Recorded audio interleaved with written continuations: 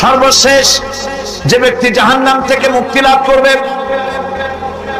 তাকে আল্লাহ পাক বলবেন, ফেরেশতাদেরকে বলবেন, আমার ফেরেশতারা আমার এই বান্দাকে জান্নাত এবং জাহান্নামের মাঝখানে রেখে দাও। জান্নাত এবং জাহান্নামের মাঝখানে লোকটি যখন থাকার জায়গা পাবে সে জান্নাতের দিকে তাকায়া দেখবে আর কাঁদতে থাকবে। আল্লাহ পাক জিজ্ঞেস করবেন, বান্দারে যুগের পর যুগ ধরে জাহান্নামে কেঁদেছো, আমি রব্বুল আলামিন জাহান্নাম মাফ করে দিয়া জান্নাত জাহান্নামের মাঝখানে রেখে দিয়েছি, আযাব থেকে তো বেঁচে গেছো, এখন কাঁদো কেন? লোকটি বলবে, রব্বুল আলামিন কাঁদি এই কারণে, জাহান্নাম থেকে মাফ করেছো, তোমার শুকরিয়া আদায় করি। জান্নাত তো আমার কপালে নাই, কিসমতে নাই, কিন্তু জান্নাত আমি এখান থেকে দেখতে পাচ্ছি, জান্নাতের সুঘ্রাণ আমার নাকে আসতেছে, কপালে নাই যাওয়ার। আমি কাঁদি এই জন্য, তুমি যদি মেহেরবানি করে আমাকে জান্নাতের দরজার কাছে একটু দাঁড় করায় দিতা, প্রাণ ভরে তোমার জান্নাতের দৃশ্যটা একটু দেখতাম। আল্লাহ পাক তার আরজি পূরণ করবেন, বলবেন যাও, ফেরেশতাদের বলবেন এর জান্নাতের দরজার কাছে দাঁড় করায় দাও। জান্নাতের দরজার কাছে দাঁড়িয়ে লোকটি আবার কান্না শুরু করবে। আল্লাহ পাক প্রশ্ন করবেন, এবার কান্দো কেন? লোকটি বলবে, রব্বুল আলামিন কান্দি এই কারণে, জান্নাতের এই দরজায় দাঁড়ায়া জান্নাতের অফুরন্ত নিয়ামত কিছুই ভালো করে দেখা যায় না, শুধু অল্প জায়গা দেখি। যদি তুমি আমারে দয়া করে জান্নাতের মাঝখানে দাঁড় করায় দিতা, চতুর্দিকে তাকায়া তাকায়া দেখা কলিজারে ঠান্ডা বানাইতাম। তবে আমি ওয়াদা করি, জান্নাতের কোনো নাজ নিয়ামত, কোনো ফল আমি খাবো না, ধরবো না, সইব না। একটুখানি মেহেরবানি করে মাঝখানে দাঁড় করায় দাও, জান্নারে ঠান্ডা করে। আল্লাহ রাব্বুল আলামিন ফেরেশতাদের বলবেন, আমার এই বান্দারে জান্নাতের মাঝখানে দাঁড় করাইয়া দে। আল্লাহর নবী বলেন, জান্নাতের মাঝখানে দাঁড়িয়ে লোকটি আগের চাইতে আরো জোরে চিৎকার মেরে কাঁদতে থাকবে। আল্লাহ পাক বলবেন, বান্দারে কি হলো তো? দরজার কাছে আসতে চাইছিলে, আইনা দিলাম। আবার এবার মাঝখানে আসতে চাইছো, তাও এনে দিয়েছি, আবার কান্দো কেন? লোকটি বলবে, রব্বুল আলামিন এবার কান্দি এই জন্যে, তুমি যখন দয়া করে একটিবার জান্নাতের মাঝখানে এনে আমাকে দাঁড় করায় দিয়েছো, তুমি রহমান রহিম গফুরুর রহিম, এই জান্নাত থেকে আবার আর বাইর করে দিও না। আল্লাহ রাব্বুল আলামিন বলবেন, ও আমার বান্দারে, আমার এই জান্নাত তোর খুব পছন্দ হয়েছে নাকি? লোকটি বলবে, রব্বুল আলামিন কলিজা ঠান্ডা হয়ে গেছে, ভাবতেও পারি না এই জান্নাত এত সুন্দর। আল্লাহ পাক বলবেন, বান্দারে এরকম একটি নয়, দুইটা নয়, তোর জন্য আমি 10টা জান্নাত এরকম রিজার্ভ করে রাখছি। সুবহানাল্লাহ। আল্লাহ পাককে ভয় করে পৃথিবীর সমস্ত পাপ থেকে যারা নিজেকে রক্ষা করবে, আল্লাহ তাদের জন্য এই জান্নাত রেখে দিয়েছেন। সুবহানাল্লাহ। সেই জান্নাতের রিসিপশন আপনারা আন্দাজ করতে পারবেন না, রিসিপশন কারে কয়? কি এর প্রধানমন্ত্রী আর প্রেসিডেন্ট, 4-5টা পুলিশ আর আর্মি এসে একটা ফট করে সেলুট মারলো, বাস শেষ হয়ে গেল, এরকম না। জান্নাতীদেরকে রিসিপশন দেওয়া হবে। জান্নাতীরা যখন আল্লাহর হুকুমে জান্নাতের দিকে যেতে লাগবে, আর যখন জান্নাতের কাছে চলে যাবে, আল্লাহ রাব্বুল আলামিন শোনায় দিচ্ছেন, হাত্তা ইদা জাউহা ফুতিহাত আবওয়াবুহা ওয়া ক্বালা লাহুম খাজানাতুহা সালামুন আলাইকুম তিবতুম ফাদখুলুহা খালিদিন। সুবহানাল্লাহ। জান্নাতীরা যখন জান্নাতে প্রবেশ করার দরজার মুখোমুখি হবে, দ্বার রক্ষীগণ তখন বলবে, সালামুন আলাইকুম, আল্লাহর শান্তি তোমাদের উপরে বর্ষিত হোক। সুবহানাল্লাহ। দুনিয়ার টাটকা টাটকা সুখগুলি 2 পা দিয়ে ছেলে দিয়েছো, টাটকা সুখগুলি গ্রহণ করো নাই, হারাম খাও নাই, আল্লাহর দ্বীন কায়েমের জন্য রক্ত দিয়েছো, জীবন দিয়েছো, কষ্ট করেছো, আল্লাহকে ভয় করেছো, আমাদের সালাম গ্রহণ করো, জান্নাতের মধ্যে ঢুকে যাও চিরকালের জন্য। সুবহানাল্লাহ। আর বাইরে হওয়া লাগবে না, চিরকাল এই জান্নাতের মধ্যে তোমরা বসবাস করতে পারবে, আল্লাহ রাব্বুল আলামিনের ফেরেশতারা বলে দিবেন। জান্নাতের মধ্যে আল্লাহ পাক হুরদের সঙ্গে জান্নাতীদের বিয়ের ব্যবস্থা করে দিবেন। কোরআনে কারিমে আল্লাহ পাক বলেন মুত্তাকিনা আলা সুরুরিম মাসফুফাতিন ওয়া যাওয়াজনাহুম বিহুরিন ঈন। সামনাসামনি ভাবে সাজানো সারি সারি আসন সমূহের উপর তারা ঠেস লাগায় বসে থাকবে, আর আল্লাহ রাব্বুল আলামিন হুরদের সাথে জান্নাতীদের বিয়ের ব্যবস্থা করে দিবেন। যেসব হুরের সঙ্গে বিয়ে হবে তাদের আল্লাহ পাক বিবরণ দিচ্ছেন কি রকম হবে তারা। লাম ইয়াতমিসহুন্না ইনসুন ওয়ালা জান। এর পূর্বে জিন এবং ইনসান এদেরকে কেউ স্পর্শ করে নাই। কি রকম তারা? কাআন্নাহুন্নাল ইয়াকুতু ওয়াল মারজান। যেমন ঝিনুকের ভিতরে মণিমুক্তা থাকে, এইভাবে আল্লাহ পাক তাদেরকে পবিত্র করে রেখে দিয়েছেন। আমার প্রিয় ভাইরা, আল্লাহ রাব্বুল আলামিন কোরআনে কারীমের ভিতরে বলেছেন ফাবিআইয়ি আলা'i রাব্বিকুমা তুকাযযিবান। জান্নাত দান করে আল্লাহ পাক এবার জান্নাতীদেরকে সম্বোধন করে বলবেন, ইয়া ইবাদি লা খাউফুন আলাইকুমুল ইয়াওমা ওয়ালা আনতুম তাহজানুন। হে আমার বান্দারা, লা খাউফুন আলাইকুমুল ইয়াওম, আজ আর কোনো ভয় নাই। সুবহানাল্লাহ, সুবহানাল্লাহ। আজ আর কোনো ভয় নাই, কোনো চিন্তাও নাই, আরামে এই জান্নাতের মধ্যে বসবাস করো। এরপরে আল্লাহ পাক জিজ্ঞেস করবেন, ও আমার জান্নাতীরা, আমি যেসব ওয়াদা করছিলাম আমার ওয়াদা মোতাবেক সমস্ত নিয়ামত পেয়েছো? তারা বলবে হ্যাঁ পেয়েছি, সব নিয়ামত আপনার ওয়াদা মোতাবেক সব পেয়েছি। আল্লাহ রাব্বুল আলামিন বলবেন সব পাও নাই, ওয়ালাদাইনা মাজিদ, আমার কাছে আরো বেশি আছে। সুবহানাল্লাহ, আমার কাছে আরো বেশি আছে। জান্নাতীরা বুঝবে না সে আরো বেশিটা কি, এর থেকে আর বেশি কি। প্রিয় ভাই সব, নবী করিম সাল্লাল্লাহু আলাইহি সাল্লাম বলেছেন জান্নাতের সুখ আর শান্তি কোন চোখ নাই যা দেখেছে, যা কোন অন্তঃকরণ নাই যা কল্পনা করতে পেরেছে। এই জান্নাত মুত্তাকিদের জন্য আল্লাহ রাখছেন। সুবহানাল্লাহ। জান্নাতীরা ভাবতেও পারবে না সেই নিয়ামতগুলি কি। প্রিয় ভাই সব, সেই মুহূর্তে আল্লাহর নবী মুহাম্মদুর রাসূলুল্লাহ সাল্লাল্লাহু আলাইহি ওয়াসাল্লাম বলবেন, রব্বুল আলামিন আমার উম্মতেরা জান্নাতীরা বুঝতে পারে নাই আপনার কাছে কি নিয়ামত আরো বেশি আছে।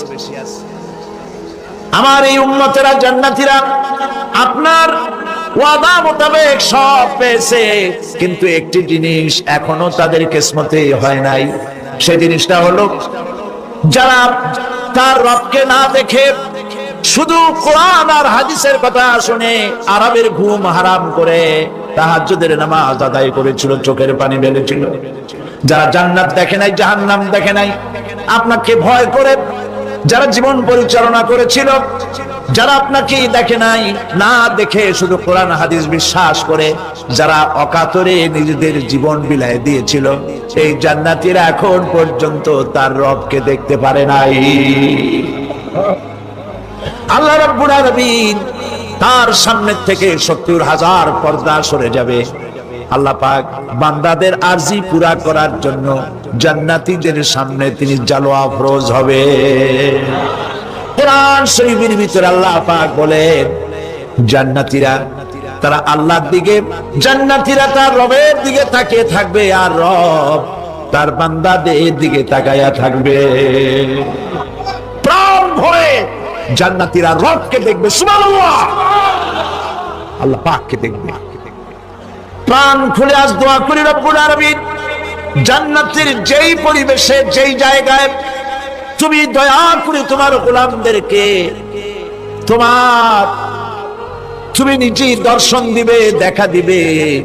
মনিব গো, ও আমাদের রব, আজ এই বিশাল জনসমুদ্র নিয়ে তোমার দরবারে আবেগ ভরা কণ্ঠে বলি, যে অনুষ্ঠানটি তুমি এমন মুবারক অনুষ্ঠান করবে, যেখানে তুমি জান্নাতীদেরকে দেখা দিবে। ওই জান্নাতের কোন একটি, ওই অনুষ্ঠানের কোন একটি কোনায় কানায় আমাদেরকে দাঁড় করাইয়া দেখার তো। প্রিয় ভাই সব, আল্লাহ রাব্বুল আলামিন মানুষের সামনে এত সব নিয়ামত রেখেছেন, এই জান্নাত দান করবেন।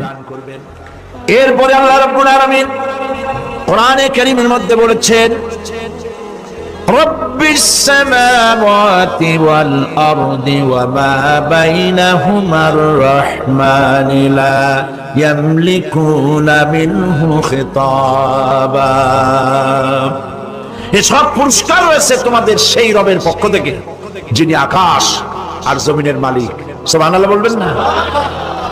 যার সামনে কথা বলার ক্ষমতা কারো হবে না। এটি একটি মারাত্মক কথা। কিয়ামতের দিন আল্লাহর দরবারে কেউ কথা বলতে পারবে না আল্লাহর নির্দেশ ছাড়া। একটি আকীদা পরিষ্কার করে নিয়ে যান আপনাদের। সে আকীদাটা এভাবে পরিষ্কার করুন, কোন পীর সাহেব, কোন খাজা বাবা, কোন মাওলানা, কোন মুহাদ্দিস, কোন বুজুর্গ আপনাকে সুপারিশ করতে পারবে না, যদি না আল্লাহ পাক তাকে কথা বলার তৌফিক না দেন।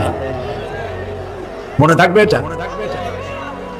আয়াতুল কুরসির ভিতরে আমরা পড়ি, মান যাল্লাযী ইয়াশফাউ ইনদাহু ইল্লা বিইذনিহি। আল্লাহ পাক বলেছেন কিয়ামতের দিন আল্লাহর দরবারে কার সাহস আছে কথা বলতে পারে? মান যাল্লাযী ইয়াশফাউ ইনদাহু ইল্লা বিইذনিহি। আল্লাহর ওয়াদা ছাড়া, হুকুম ছাড়া আল্লাহর সামনে কথা বলার সেদিন কেউ থাকবে না। সুবহানাল্লাহ। কেউ কথা বলতে পারবে না। সুপারিশ করতে হবে আল্লাহ যারে বলেন তুমি করো, অমুকের জন্য করো, সেই ব্যক্তি শুধু তার জন্যই করতে পারবে, আর কেউ কথা বলতে পারবে না। সেই কঠিন হাসরের ময়দান, যেদিন শুধুমাত্র আল্লাহ পাক কথা বলবেন, আর যারে বলতে বলবেন সেই কেবলমাত্র বলতে পারবে। সুপারিশ এটি আল্লাহ পাক কিয়ামতে পারমিশন দিলে বলা যাবে। হযরত ইব্রাহিম আলাইহিস সালাম, হযরত ইব্রাহিম আলাইহিস সালাম কিয়ামতের দিন তার নিজের পিতা সম্পর্কে সুপারিশ করবেন, রব্বুল আলামিন আমার আব্বার জন্য সুপারিশ করতেছি, মেহেরবানি করে জাহান্নাম থেকে তারে আপনি রক্ষা করুন। আল্লাহ রব্বুল আলামিন বলবেন, ইব্রাহিম তোমার সুপারিশ মঞ্জুর হবে না। প্রিয় ভাই সব, একটু মাথা খাটান, চিন্তা করেন। জাতির পিতা কে? জাতির পিতা চিল্লায় বলুন, কলিজা সাফ করে ফেলুন। মুসলমানদের জাতির পিতা হাবিজ হাবিজ কেউ হতে পারে না।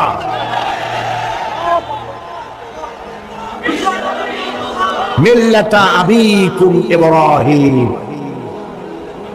ইব্রাহিম আলাইহিস সালাম এই মিল্লাতের পিতা। সুবহানাল্লাহ। হযরত ইব্রাহিম আলাইহিস সালাম কিয়ামতের দিন বলবেন, আল্লাহ আমার আব্বার জন্য সুপারিশ করছি। আল্লাহ পাক বলবেন মঞ্জুর হবে না। আসর তোমার পিতা হতে পারে, কিন্তু আমার খলিলকে আগুনে ফেলার জন্য নমরুদকে সে সহযোগিতা করেছে, আমি তোমার পিতাকে ক্ষমা করব না। নবী করিম সাল্লাল্লাহু আলাইহি সাল্লামকে সাহাবায়ে কিরাম জিজ্ঞেস করেছেন, হে রাসূল আপনার আব্বা এবং আম্মার অবস্থা কি হবে? নবী করিম সাল্লাল্লাহু আলাইহি সাল্লাম কেঁদে ফেলেছেন, সাফ করেছেন, আমি তাদের কোনো উপকারে আসব না। আল্লাহু আকবার। আপনি মনে করছেন নাকি যে ইয়া নবী সালাম আলাইকা বলি অমনি নবী সুপারিশ পাবে? এত সহজ। কতগুলো রসগোল্লা খাইলেন আর বড় একটা মিছিল করলেন আর উনি চলে যাবেন? পৃথিবীর সব মানুষ, সাহাবায়ে কেরাম বাদ দেন, পৃথিবীর সমস্ত মানুষ একত্রিত হয়ে আবু তালেব রাসূলুল্লাহকে যে ভালোবেসেছেন, ওর 1000 ভাগের 1 ভাগও সারা দুনিয়ার মানুষ রাসূলুল্লাহকে ভালোবাসতে পারবে? পারবে? নিজের ছেলে আলীকে, আলী রাদিয়াল্লাহু তাআলা আনহুকে আলাদা বিছানায় শোয়া, ছোট্ট মানুষ হযরত আলী আলাদা জায়গায় রাখিয়া মুহাম্মদুর রাসূলুল্লাহ সাল্লাল্লাহু আলাইহি ওয়াসাল্লাম এতিম মানুষ তারে কলিজার সাথে বুকের মধ্যে আশ্রয় দিয়ে আগলে রেখেছেন বুক করে। সেই আবু তালেব মৃত্যুর সময় নবী করিম সাল্লাল্লাহু আলাইহি ওয়াসাল্লাম বলেছিলেন, চাচা একটি বার আমার কানে তাওহীদের কালেমা শোনায় দেন। আবু তালেব তার কিসমতে ছিল না কালেমা। মরে যাওয়ার পর একজন সাহাবী বলেছিলেন, ইয়া রাসূলুল্লাহ, মৃত্যুর সময় আবু তালেবের মুখ আমি নড়তে দেখেছি, তিনি কালেমা পড়েছেন সম্ভবত। রাসূলুল্লাহ সাফ বলেছেন, আমি শুনি নাই। এত ভালোবাসার পরেও হাদিস শরীফে এসেছে আবু তালেব জাহান্নামে যাবে। কোথায় যাবে? জাহান্নামে। সবচাইতে কম আযাব হবে কার? আবু তালেবের। কম আযাবটা কি? হাদিস শরীফে এসেছে কম আযাব হলো জাহান্নামের আগুন দিয়ে এক জোড়া জুতা তৈরি করে আবু তালেবের পায়ে পরিয়ে দেওয়া হবে। সেই জাহান্নামের আগুনের তৈরি করা জুতার তাপে আবু তালেবের মাথার ঘিলুগুলো টকবক করে বউ পড়তে লাগবে। এত ভালোবেসে যদি কিয়ামতে উপায় না হয়, আপনি ইয়া নবী সালাম আলাইকা, ইয়া রাসূল সালাম আলাইকা, আর কতগুলো জিলাপি খাইলেন, বড় একটা মিছিল করলেন। প্রিয় ভাই সব, এইসব বিদআত ছাড়ুন, এগুলো সুস্পষ্ট বিদআত। রাসূলুল্লাহকে ভালোবাসবেন, সাহাবীরা যেভাবে ভালোবেসেছেন ওইভাবে ভালোবাসবেন। আল্লাহ রাব্বুল আলামিন বলেন, যালিকাল ইয়াউমুল হক ফামান শাআ আত্তাখাযা ইলা রাব্বিহি মাআবা। এই দিনটি অবশ্যই আসবে, সেদিনটি নিশ্চিতভাবে আসবে। আর এখন যার ইচ্ছা সে তার রবের দিকে অগ্রসর হোক। ইন্না আনজারনাকুম আযাবান করিবান ইয়াওমা ইয়ানদুরুল মার'উ মা কদ্দামাত ইয়াদাহু ওয়া ইয়াকুলুল কাফিরু ইয়া লাইতানি কুনতু তুরাবা। ইন্না আনজারনাকুম আযাবান করিবা, খুব নিকটবর্তী একটি আযাব সম্পর্কে আমি তোমাদেরকে সতর্ক করে দিলাম। কে বলতেছেন? আল্লাহ পাক। লক্ষ্য করুন আল্লাহ কি বলছেন, খুব নিকটবর্তী একটি কঠিন শাস্তি, আযাব, অর্থাৎ কিয়ামত, এ সম্পর্কে আমি তোমাদেরকে সতর্ক করে দিলাম। ইয়াউমা ইয়ানজুরুল মার'উ মা কদ্দামাত ইয়াদা, সেদিন প্রত্যেকটি লোক যা সে পাঠিয়ে দিয়েছিল এখানে, অর্থাৎ যা করেছিল সেগুলি সে দেখতে পাবে। আর তখন ওয়ায়াকুলুল কাফিরু ইয়া লাইতানি কুনতু তুরাবা। সেই কিয়ামতের ময়দানে অবস্থা দেখে কাফেররা বলবে, আহারে মানুষ না হইয়া যদি মাটি হইয়া যেতাম, যদি মাটি হতাম, যদি মানুষ না হয়ে না জন্মতাম, আজ এই হাসরের ময়দানে এইখানে এই বিচারের মুখোমুখি হতাম না, মাটি হইলে বরং অনেক ভালো হতো।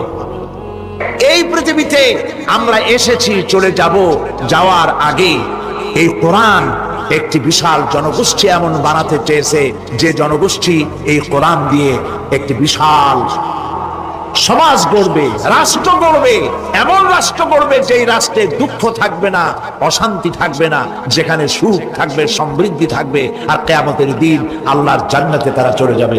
তেমন একটি সমাজকে আমরা চাই। সবাই বলেন, সেরকম একটি সমাজকে আমরা চাই। প্রিয় ভাই সব, কিয়ামতের দিন আমরা যেতে চাই জান্নাতে। কোথায় যেতে চাই বলেন? জোরে বলেন। এই জান্নাতে যাওয়ার জন্য, এই জান্নাতে যাওয়ার জন্য দুইটা কাজ করতে হবে। কয়টা কাজ? আল্লাহ রাব্বুল আলামিন বলেন, ফামান কানা ইয়ারজু লিকাআ রাব্বিহি ফালইআমাল আমালান সালিহান ওয়া লা ইউশরিক বিইবাদাতি রাব্বিহি আহাদা। আল্লাহ পাক বলেন, যে বাজারা আমার সঙ্গে দেখা করতে চাই কিয়ামতে, দুইটা কাজ করা লাগবে। বলেন কয়টা কাজ? একটা হলো নেক আমল। কি আমল বলেন? নেক আমল। নেক আমল কারে বলে? নেক আমল করতে হলে আবার দুইটা শর্ত লাগে। এক নম্বরে কাজটা করতে হবে আল্লাহরে খুশি করার জন্য। কারে খুশি করার জন্য? একটা মাদ্রাসা বানাইছি যাতে লোকেরা বলে যে বড় একটা মাদ্রাসা বানাইছে। এই জন্য মাদ্রাসা বানাবেন, মসজিদ বানাবেন, হসপিটাল বানাবেন, যা কিছু করেন নিয়ত হবে আল্লাহকে খুশি করা। নিয়ত হবে কারে খুশি করা? আল্লাহ পাককে খুশি করা। এই হলো নেক আমলের প্রথম শর্ত। কাজ হবে আল্লাহকে খুশি করার জন্য। 2 নম্বরে কাজটি হতে হবে সুন্নতে নববী সাল্লাল্লাহু আলাইহি ওয়াসাল্লামের উপরে। মনে রাখবে, দাড়ি রাখবো কেন রাখবো? রাসূলের সুন্নাত। রাখবো কারে খুশি করার জন্য? আল্লাহকে খুশি করার জন্য। রাখবো কার মতো?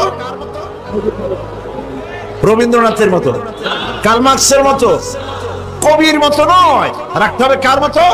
নবীর মতো। বুঝে নেন, কাজটা হতে হবে আল্লাহকে খুশি করার জন্য।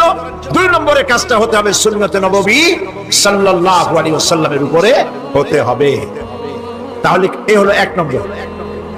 জান্নাতে যাওয়ার জন্য, আল্লাহর সাথে দেখা করার জন্য 1 নম্বরের কাজ হলো নেক আমল। বলেন 1 নম্বরের কাজ কি? 2 নম্বরের কাজ ওয়ালা ইউশরিক বিইবাদাতি রাব্বিহি আহাদা। আল্লাহ রাব্বুল আলামিনের ইবাদতের সাথে কাউকে শরীক স্থাপন করা যাবে না। আমরা যারা মুসলমান, অধিকাংশ মুসলমান শিরকের ভিতরে মুবতলা হয়ে আছে। বিশ্বাস করেন কিনা বলেন? এই জন্য আমি বারবার সতর্ক করি, নিজেকেও করি, আপনাদেরকেও করি। এই কারণে করি, শিরকের গুনাহ আল্লাহ মাফ করবেন না। ইন্না শিরকা লাযুলমুন আযীম। শিরক মস্ত বড় অপরাধ, জুলম, আল্লাহ মাফ করবেন না। আল্লাহর কাছে কাঁদে কাঁদে মাপ চাওয়া লাগবে যে আল্লাহ শিরক থেকে আমাকে রক্ষা করো, বাঁচাও। অনেক গোপন শিরক আছে। মাজারে যান, পীর সাহেবের কাছে যান, মনে যদি নিয়ত থাকে উনি ফু দিলে আমি ভালো হবই, উনি তাবিজ দিলে আমার বাচ্চা হবেই, উনি আমারে দয়া করলেই আমার ব্যবসায় উন্নতি হবেই, এইটার নাম শিরক। এটার নাম কি? ওয়া ইযা সাআলতা ফাসআলিল্লাহ ওয়া ইযা ইসতাআনতা ফাসতাইন বিল্লাহ। যা বলার আল্লাহরে বলো, আর যা চাওয়ার কার কাছে চাও? চিল্লায় বলেন। কলিজাটাকে পরিষ্কার করে দেন আজকের মাহফিলে। এই কলিজায় কারো প্রতি কোনো ভয় রাখবো না আল্লাহ ছাড়া। ভয় করবো কারে বলেন?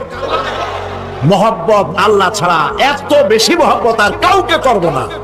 আল্লাহ তাআলা আমাদের কলিজায় তোমার ভয় এবং মহব্বত দিয়ে ভরে দাও। রাসূলের মহব্বত দিয়ে আমাদের দিলকে ভরে দাও। বিশ্বাস করুন ভাই সাহেব, কোরআন শরীফ আমার সামনে, বিশ্বাস করুন। দেশি পীর, বিদেশি পীর, খাজা বাবা দেশি এবং বিদেশি, কেউ আপনার ভাগ্য বদলাই দিতে পারবে না। এই পিছনে দৌড়ায় দৌড়ায় কোনো লাভ নয়। এতক্ষণ মসজিদের ভেতরে বসে আল্লাহর কাছে কাঁদেন। ওয়াকালা রাব্বুকুম উদউনি আস্তাজিব লাকুম। তোমার রব বলেছে আমারে ডাকো, আমি ডাকের সাড়া দিয়ে দেব। সুবহানাল্লাহ। আর আল্লাহ বলেছেন আমার ইবাদতের সাথে কাউকে শরীক করবে না। খবরদার। আলাইসাল্লাহু বিকাফিন আবদা। আল্লাহ প্রশ্ন করছেন, আলাইসাল্লাহু বিকাফিন আবদা, আমি কি আমার বান্দার জন্য যথেষ্ট নই? চিল্লায় বলুন অবশ্যই যথেষ্ট। আবার বলেন অবশ্যই যথেষ্ট। কলিজা সাফ করে ফেলেন। সম্রাট শাহজাহান, দিল্লির সম্রাট, হাবিজাবি সম্রাট না, দিল্লির সম্রাট। এখন কোথায়? কবরে। কবি বলতেছেন, শাহনে জাহাं को जिन्हें फक्र से देते थे बाज, शाहने जहां को जिन्हें फक्र से देते थे बाज, वाज कब्र में है सूरह अलहम्दु की मोहताज। সারা ভারতবর্ষ যারা ট্যাক্স দিয়ে নিজেকে সৌভাগ্যবান বলে মনে করত, সে আজ কবরের মধ্যে ভিক্ষুকের মতো সূরা আল-হামদুর মতো একটি সূরার মুহতাজ হয়ে ভিক্ষুকের মতো শুয়ে আছে। সম্রাট শাহজাহান মসজিদে বসে আছে, এক ফকির ঘুরতেছে। লোকেরা কয় ছোটবেলা থেকেই তোমার খয়রাত করতে দেখলাম, ভিক্ষা কি জীবনেও যাবে না তোমার? লোকটি বলছে আমি ভিক্ষা করবো স্যার, আমার উপায়টা কি? এই লোকটি আমি ভিক্ষা করা ছাড়া করবো কি? লোকেরা তো আমার 4 টাকা 50 টাকা 100 টাকা দেয় না, 4 আনা 5 আনা 1 টাকা এই আমার দেয়, এ দিয়ে আমি বড় লোক আমাকে বলো। লোকটি বলছে আচ্ছা দেখো তুমি তো জায়গা মতো যাইতে পারো নাই, বাদশার কাছে যাও, এমন দেওয়া দেবে জীবনে আর খয়রাত করা লাগবে না। তো বাদশার কাছে কি খয়রাতি যাইতে পারে কোনোদিন? হ্যাঁ এখন পারবা। কেমনে? বলে সম্রাট শাহজাহান এখন একা একা মসজিদে আছেন। তখনকার এসব বাদশারা অনেকে নামাজি ছিলেন, দিনদার ছিলেন। ফকির দরজার কাছে দাঁড়াইয়া দেখতে পাচ্ছে কেউ নাই, দেহরক্ষীরা দূরে দূরে দাঁড়ানো।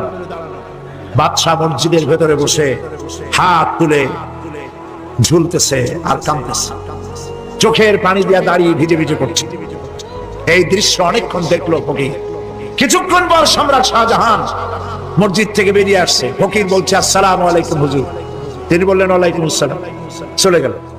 বাচ্চা বললো আমার কাছে তো কেউ আইসা কিছু না চাইয়া তো যায় না, এরে দেখলাম খয়রাতির মতো কিছু চাইলো না, বেটা ভয় করলো নাকি? এদিকে আসো। আসছে। ভয় পাইছো? কয় না ভয় পাইনি। তো কিছু যে চাইলে না? ফকির বলছে জাহাপানা সত্যি কিছু চাইতে আসছিলাম, তারপর চাইলে না কেন? ফকির বলছে জাহাপানা সারা জীবন ভিক্ষা করেছি, আর আজ দিল্লির সম্রাটের কাছে বেশি পাওয়ার লোভে এসেছি না, কিন্তু আপনার দশা দেখা আমার জ্ঞানের চোখ খুলে গেছে।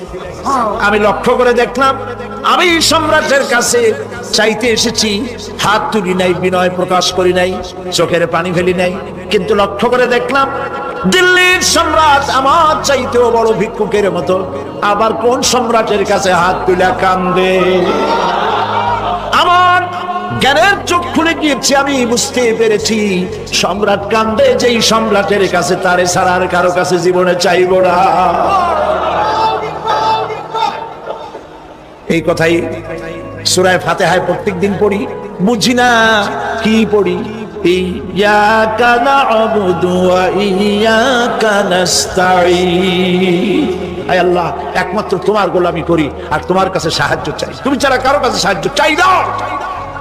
কলিজা সাফ করুন, কোন মরা পীর, কোন জিন্দা পীর আপনার মনের আশা পুরা করতে পারবে না, পারবে না, পারবে না।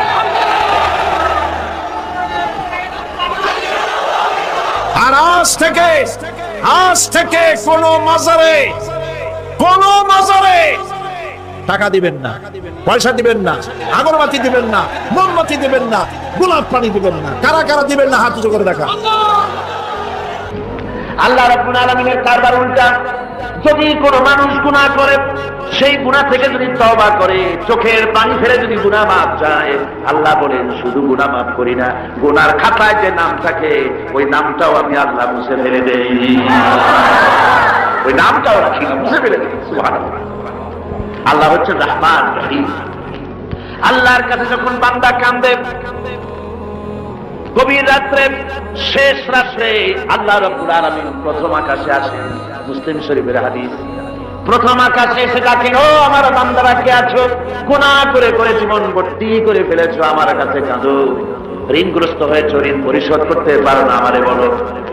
কে আছো এমন জীবনটাকে বরবাদ করে ফেলেছো, অসুখ হয়েছে সারে না, আমাকে বলো। এভাবে আল্লাহ ডাকতে থাকে।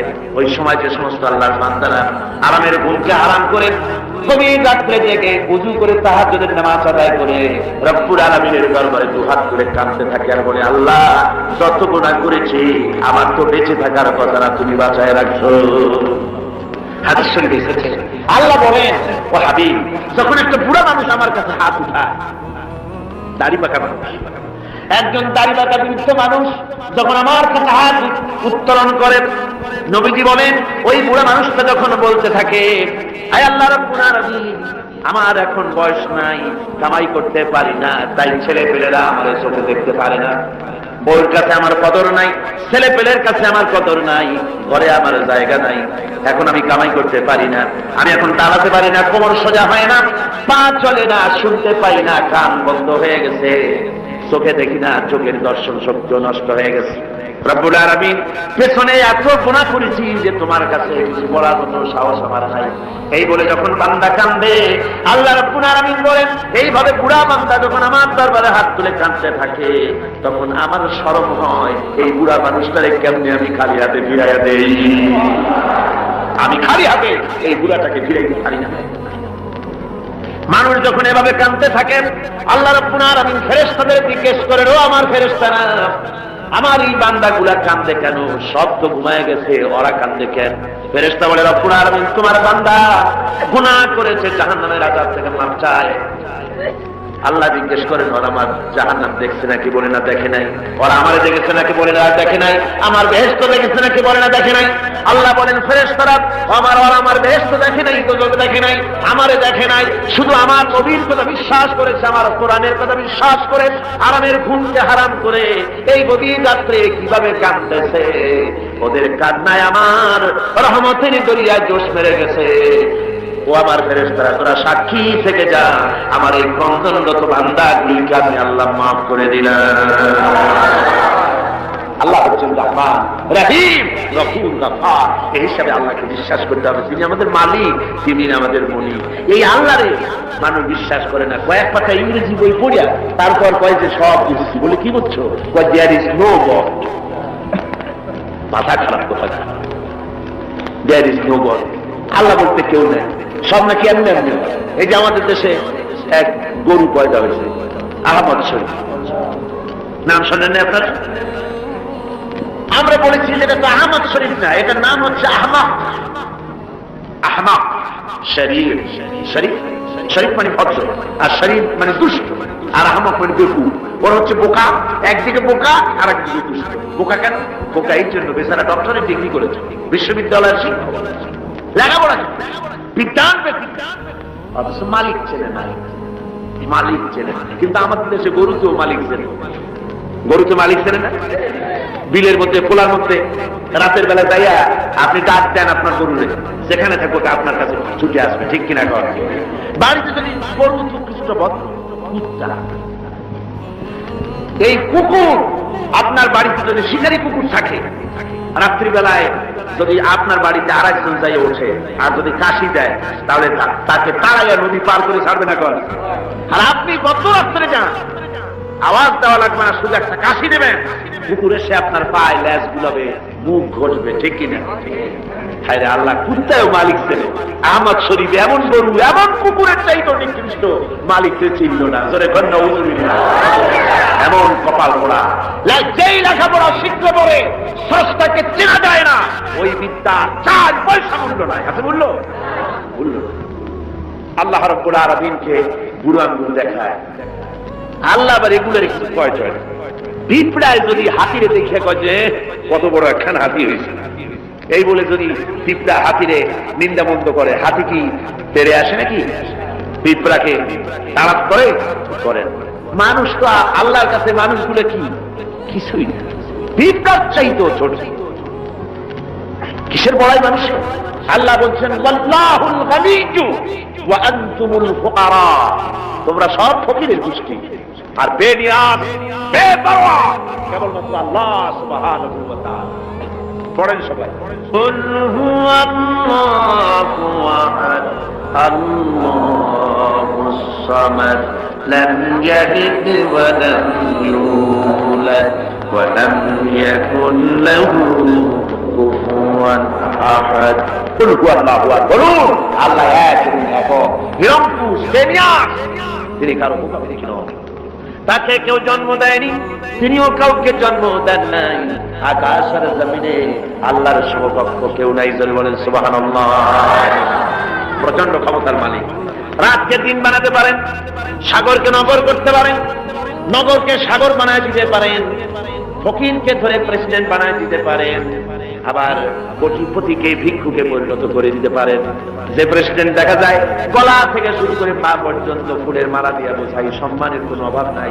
আবার ফুলের মালার পরিবর্তে জুতার মালা পরাইয়া জেলখানার মধ্যে ঢুকাই দিতে পারেন আল্লাহ রাব্বুল আলামিন। পারে কিনা? জোরে কোন পারে কিনা? প্রচন্ড ক্ষমতার মালিক তিনি, সব দেখেন, সব শোনেন। অবশ্য রাতের বেলায় দেখেন না নাকি? আল্লাহ কি ঘুমায়? যেরকম আল্লাহ ঘুমান।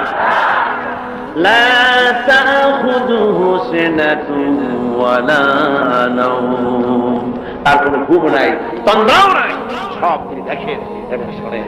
আল্লাহর উপরে এরকম ঈমান আনতে হবে, প্রচন্ড ঈমান তার উপরে রাখতে হবে, তার রহমতের উপরে ভরসা করতে হবে এবং এই কথা মনে রাখতে হবে যে আল্লাহ রাব্বুল আলামিন তিনি কেবল আমাদেরকে রহমত করতে পারবেন না, জাত করতে পারেন।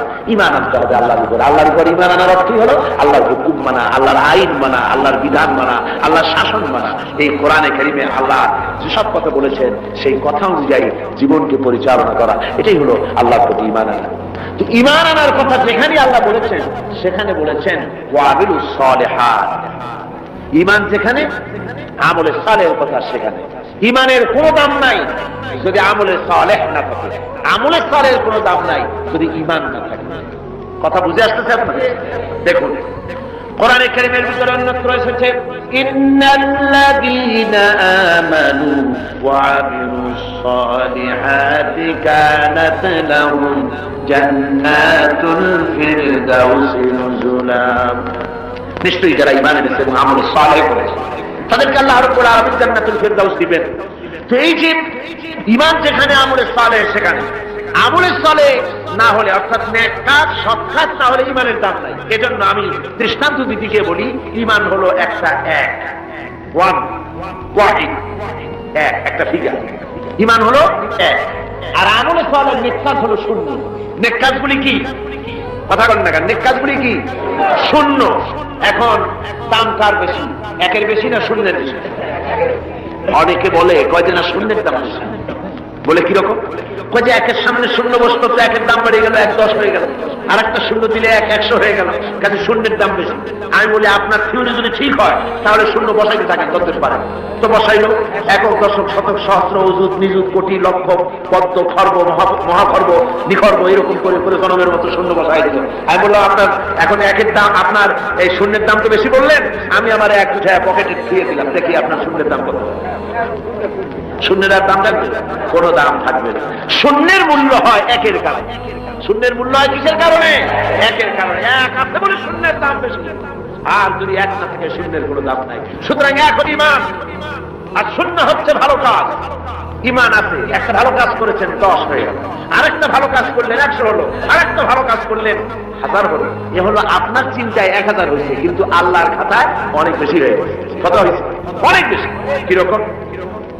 মানুষ যখন হযরত আদম আলাইহিস সালাম আর শয়তানকে আল্লাহ রাব্বুল আলামিন যখন পৃথিবীতে নির্বাসিত করে দিলেন, শয়তান তখন বলল যে আদমের কারণে আমার জীবন বরবাদ হয়ে গেল, আমার আমল নষ্ট হয়ে গেল, ওই আদম সন্তানকে আমি জাহান্নামের ভিতরে বেশি বেশি ঢুকাই দেব, আমি হায়াত চাই, কিয়ামত পর্যন্ত। আল্লাহ হায়াত দিয়ে দিলেন। শয়তান চলে আসার পরে রব্বুল আলামিন ফেরেশতাদের বললেন, ও আমার ফেরেশতারা, এই শয়তান যখন আমার বান্দাদেরকে কোনো কুমন্ত্রণা দিবে তখন তোমরা আমার বান্দা যখন গুনাহ করার জন্য নিয়ত করবে তখন তার আমলনামায় কোনো গুনাহ লিখবা না, গুনাহটা করা হয়ে গেলে একটা গুনাহ লিখবা। আর যখন আমার বান্দা যদি কোনো ভালো কাজ করার নিয়ত করে, কাজটা করে নাই, শুধু নিয়ত করেছে, একের পরিবর্তে একটা নেকি লেখা দাও। আর যখন ভালো কাজটা করা হয়ে যাবে তখন তার আমলনামায় একের পরিবর্তে 10 গুণ বাড়াইয়া লিখে দিও। ধরে কোন সুবহানাল্লাহ। সুতরাং যত ভালো কাজ করবেন আপনার আমল বেড়ে যাবে। কি বেড়ে যাবে? আপনার আমল বাড়তে থাকবে। আর আপনার ঈমান নাই।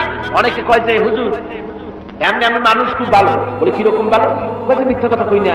তারপরে যে জায়গায় টিউবওয়েল নাই টিউবওয়েল করে দিই, কানা মানুষের চোখ ভালো করে দেওয়ার জন্য অপারেশনের ব্যবস্থা করি, এতিম মিসকিনকে খাইতে দিই, অনেক ভালো ভালো কাজ করি, খালি না নামাজ পড়ি না। তাতে কি আমার ঈমান নষ্ট হয়েছে নাকি? আমি বলি ভাই ঈমানই তো নাই, এটা নষ্ট হবে।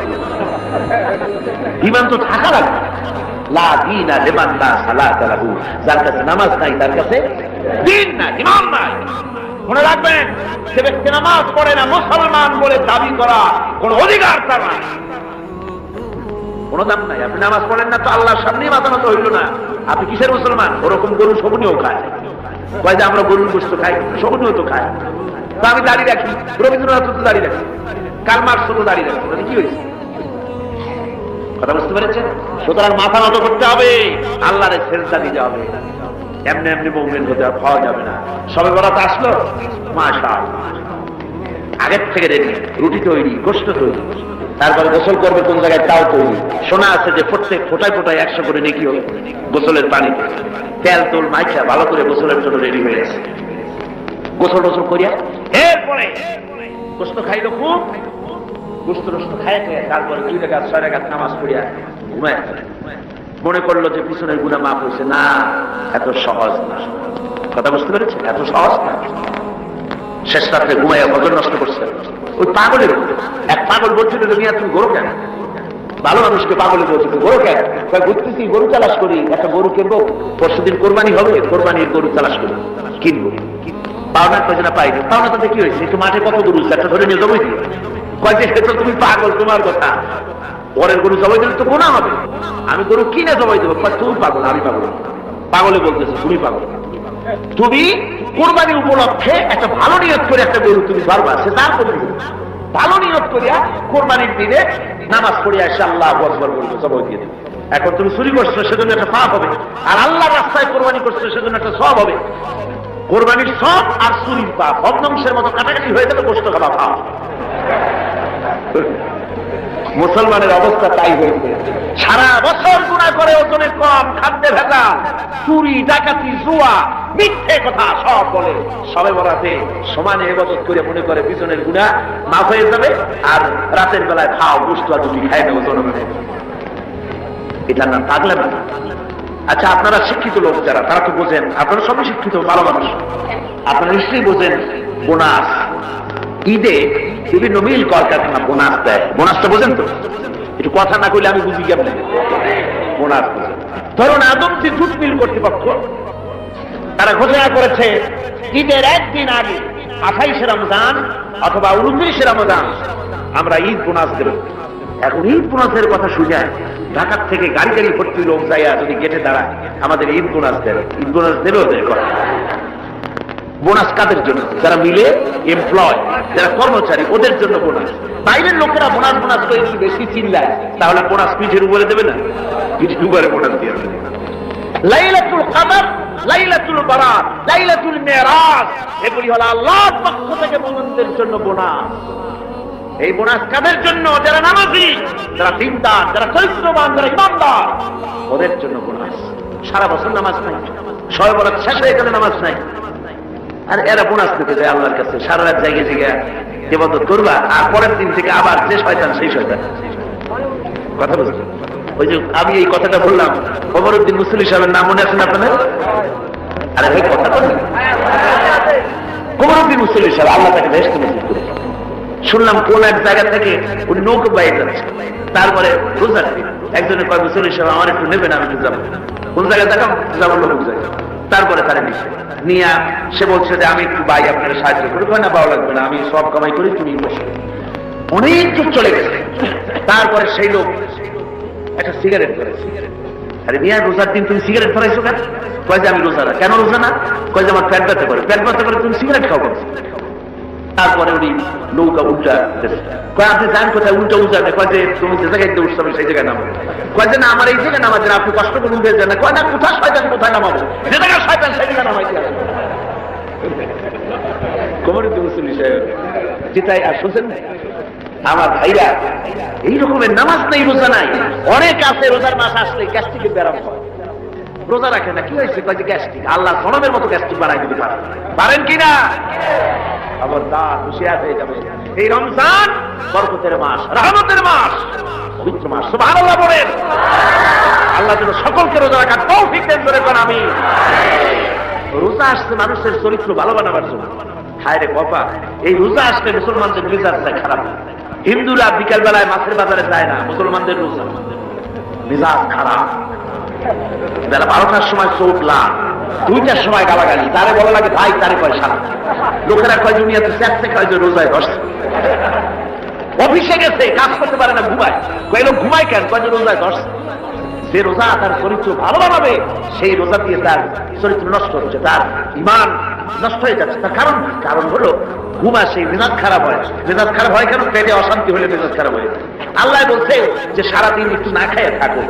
আপনি যদি না খেয়ে থাকেন তাহলে আল্লাহর গোলায় অনেক খাদ্য জমা হবে নাকি? না, সেজন্য রোজা না। রোজার অনেক ফায়দার মধ্যে এটাও, গরিব মানুষ যে না খায় থাকে সারাদিন, তুমি যেন বোঝো, এটাও একটা।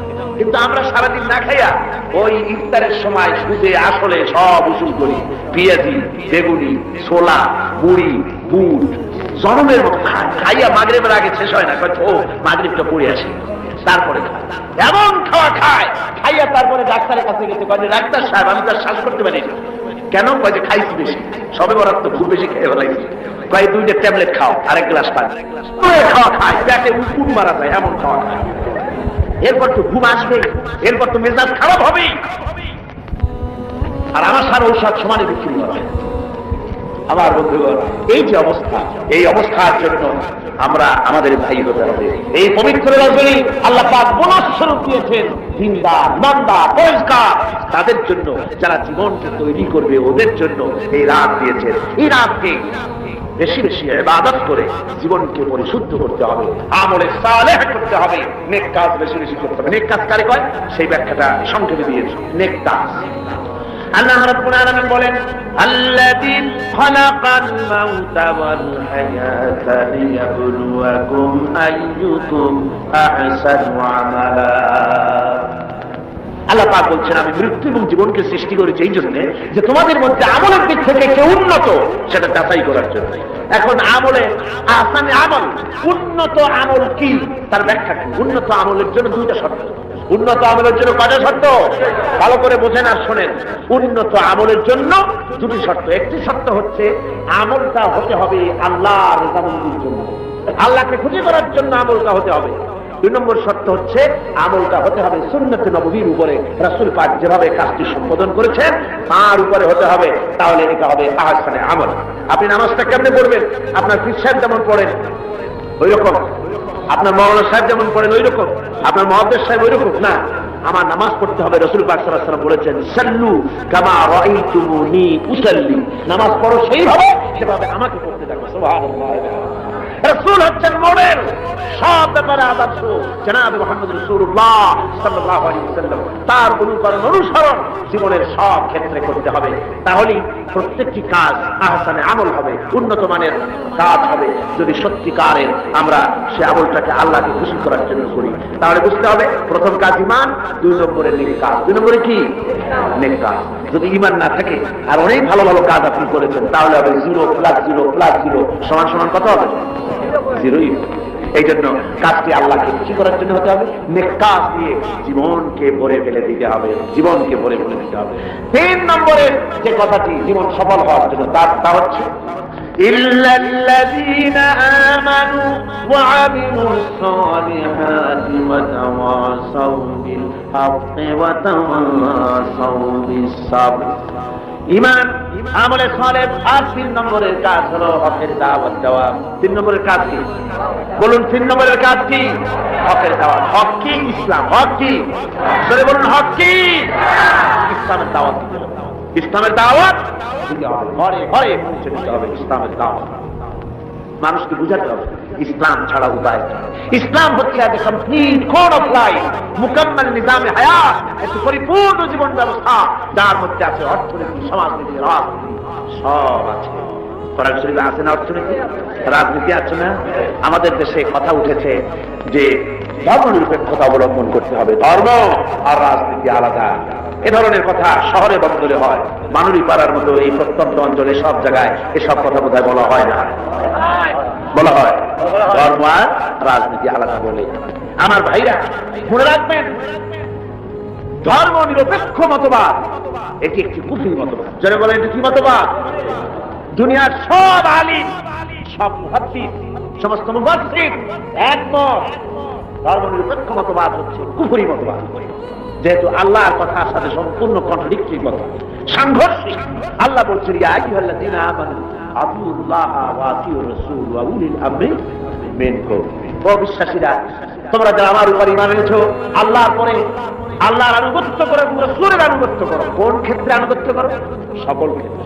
কিন্তু ধর্ম নিরপেক্ষবাদী যারা, তারা বলে যে ধর্ম ব্যক্তিগত ব্যাপার, ধর্ম ব্যক্তিগত ব্যাপার, জীবনের সব ক্ষেত্রে ধর্ম পালন করা যাবে না, এই কথাই তারা বলে। অর্থনীতিতে, সমাজনীতিতে, রাজনীতিতে ধর্ম পালন করা যাবে না, ধর্ম ব্যক্তিগত ব্যাপার। তাহলে কোরআনের আয়াতের সাথে সাংঘর্ষিক হলো না? যারা বলেন সাংঘর্ষিক হলো না? এই জন্য ধর্মনিরপেক্ষ মতবাদ হচ্ছে একটি কুফরি মতবাদ। যারা বলে ধর্মনিরপেক্ষ মতবাদ দিয়ে সংখ্যালঘুদেরকে নিরাপত্তা বিধান করার জন্যই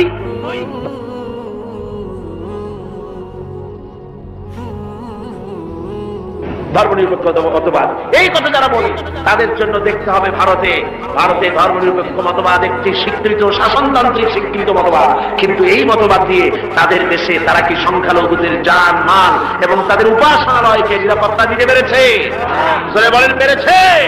ধর্মনিরপেক্ষ মতবাদ আরেকবার প্রমাণ করে দিল যে এটা কোনো মানুষের জন্য সঠিক মতবাদ হতে পারে না। ওরা বাবরি মসজিদ ভেঙেছে। ভারতের প্রধানমন্ত্রী নরপশুরাও, ওটা নরসীমা না, এটা নরপশু। পৃথিবীতে কোন মানুষ আজ পর্যন্ত মসজিদ ভাঙ্গার অপরাধ পৃথিবীতে কেউ করে নাই, ঠিক কিনা? কেউ করেনি। এই পৃথিবীর সবচেয়ে নিকৃষ্ট শয়তান নরপশু ভারতের প্রধানমন্ত্রী, যে শয়তান বলে ওটা কি? এই শয়তানটি বিজেপি দিয়ে মসজিদ ভাঙাইছে। বাবরি মসজিদের উপরে যখন শাবল এবং কোদাল চলতেছিল, CNN কেবল নিউজ নেটওয়ার্কের মাধ্যমে যখন আমরা এই দৃশ্য দেখেছি, আমার তো মনে হচ্ছিল যে এই শাবলগুলি মসজিদের উপরে পড়ছে না, বরং পৃথিবীর 125 কোটি মুসলমানের কলিজার উপরে পড়ছে। মুসলমানদের কলিজা ভেঙে চুরে ওরা টুকরা টুকরা করে দিচ্ছে। মসজিদ ভাঙা হয়, এরপর সে মুসলমানের কলিজায় আগুন জ্বলে না। ওইটা কি মুসলমান? ওইটা কি মুসলমান? ভারতের মুসলমানেরা তারা রাস্তায় নেমেছে, নিরস্ত্র প্রতিবাদ করতে রাস্তায় নেমেছে। নরপশু পুলিশেরা এই মুসলমানদেরকে গুলি করে পাখির মতো শিকার করেছে। যখন মসজিদ ভাঙা হয়, পুলিশেরা রাইফেল নিয়ে নীরব হয়ে নীরব দর্শকের ভূমিকা পালন করে, একটা ফাঁকা গুলিও করে না। অথচ মুসলমান গুলি মেরেছে, একটা দুইটা না, হাজার হাজার মুসলমান মেরেছে। এ পর্যন্ত শত শত মসজিদ ভেঙে তারা টুকরা টুকরা করে ফেলেছে। ভারতের একটা বড় রকমের এজেন্ট, বড় রকমের দালাল ভারতের একটি দল আমাদের দেশে কাজ করে, আছে না? আছে কিনা? কম। ভারতের এই গোলামেরা বাংলাদেশ পার্লামেন্টে যখন ভারতের এই কাজের প্রতিবাদ আর নিন্দা জানাচ্ছিল, সেই গোলাম দলটি যদি 5 ভাগ বলেছে মসজিদ ভাঙার কথা, 95 ভাগ বলেছে ভারতের স্বার্থের কথা। ওরা মসজিদ ভেঙেছে, টুকরা টুকরা করে দিয়েছে। আমরা মসজিদ ভাঙার প্রতিশোধ নিতে গিয়ে বাংলাদেশে কোনো মন্দির ভাঙতে পারি না, ঠিক কিনা? যারা বলেন ঠিক কিনা? মন্দির ভাঙা যাবে না। যদি কেউ মন্দির ভেঙে থাকে কোথাও, নিশ্চয়ই সব আমরা ইসলামের প্রতিশোধের নীতিতে বিশ্বাসী নয়। অপরাধ করেছে ভারতীয় হিন্দুরা, সেজন্য বাংলাদেশের হিন্দুরা দায়ী নয়।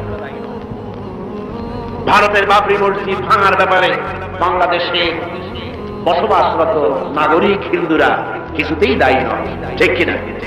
একথা মনে রাখতে হবে। তবে ভারতকে এর মাসুল দিতে হবে, এর মাসুল দিতে হবে, কোনো সন্দেহ নাই।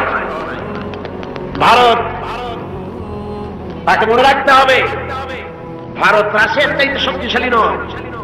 রাশিয়ার মতো প্রচন্ড শক্তিশালী দেশ, পারমাণবিক অস্ত্রের গুদাম যার কাছে, রাসায়নিক অস্ত্রের গুদাম যার কাছে, সেই রাশিয়া আফগানকে ভাঙতে এসে রাশিয়া নিজেই ভাঙে চুরা টুকরা টুকরা হয়ে গেছে, যায় নাই?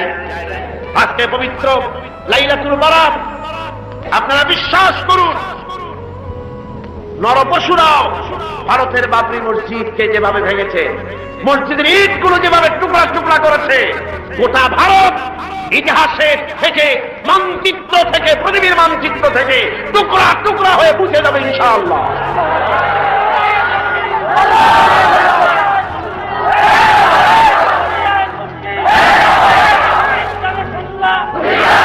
আজ হিন্দুস্তানের সঙ্গে মুসলমানদের একটা লড়াই হবে, হিন্দুস্তানের সাথে মুসলমানদের একটা যুদ্ধ হবে।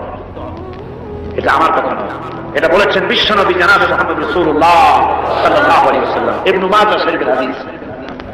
হযরত আবু হুরায়রা রাদিয়াল্লাহু তাআলা আনহু হচ্ছেন রাবী।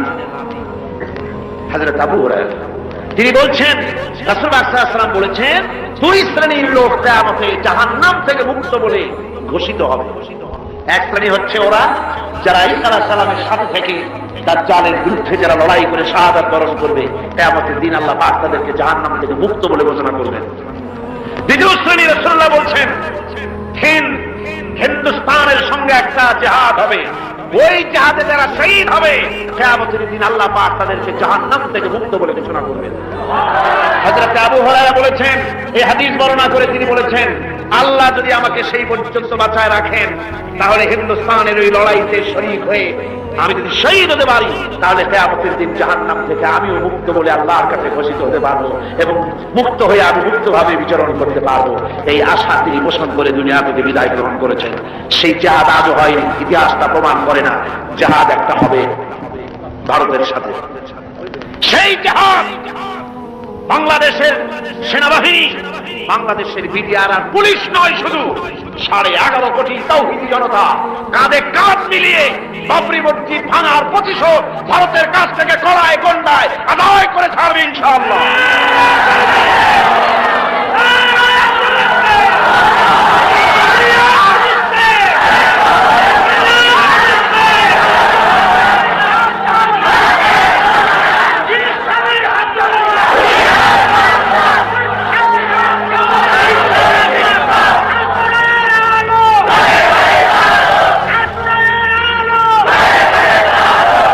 কথা মনে রাখতে হবে, আল্লাহ পাক মুমিনদের সাথে থাকে। কোরআনে কারীমে রব্বুল আলামিন বলেছেন, ওয়ালা তাহিনু ওয়ালা তাহসানু ওয়া আনতুমুল আ'লাউনা ইন কুনতুম মুমিনিন। কোনো ভয় নাই, কোনো চিন্তা নাই, তোমরা যদি মুমিন হও আমি আল্লাহ রব্বুল আলামিন তোমাদেরকে জয়ী করব। জোরে বলেন সুবহানাল্লাহ। তোমরা বিজয়ী হবে তোমরা যদি মুমিন হও। সুতরাং হকের দাওয়াত নিয়ে অগ্রসর হতে হবে। ইসলামের বিজয় আসতেছে সামনে, ইসলামের চরম চূড়ান্ত বিজয় আসবে। আজকে মানবীপাড়ার যত তরুণ যুবক কলেজ ইউনিভার্সিটির ছাত্র যারা এই মাহফিলে তোমরা এসেছো, যুবকদের বলবো তোমরাই ইসলামের মূল মেরুদণ্ড। তোমাদেরকে রাসূলুল্লাহ ভালোবেসেছেন, ইসলাম তোমাদেরকে কদর করেছে, তোমাদেরকে আসতে হবে মূল পথে। ওইসব আজেবাজে আন্দোলন ছেড়ে দিতে হবে, মানুষের তৈরি করা মতবাদ এসব আন্দোলন ছেড়ে দিতে হবে। তোমরা চিন্তা করে দেখো না, তোমাদের নেতারা তোমাদের কাছে কি চায়, তোমাদের নেতারা তোমাদেরকে কি বলে। তোমাদের নেতারা তোমাদের কাছ থেকে শুধু শক্তি চায়, তোমাদের রক্ত চায়, তোমাদেরকে চরিত্রমান বাড়াবার জন্য তারা কোনো চেষ্টা করে না। তোমাদের নেতারা কখনো বলে না ছেলেরা নামাজ পড়ো, 5 ওয়াক্ত মতো, মা বাপের খেদমত করো, এইসব কথা বলে না। এই রোজার মাস আসতেছে, রোজা রেখো, ওস্তাদের সম্মান করবে, এরকম বলে। কিসের ওস্তাদের সম্মান করবে? কলেজের প্রিন্সিপাল পিটাইয়া ডাক্তার সবাইকে বেলা।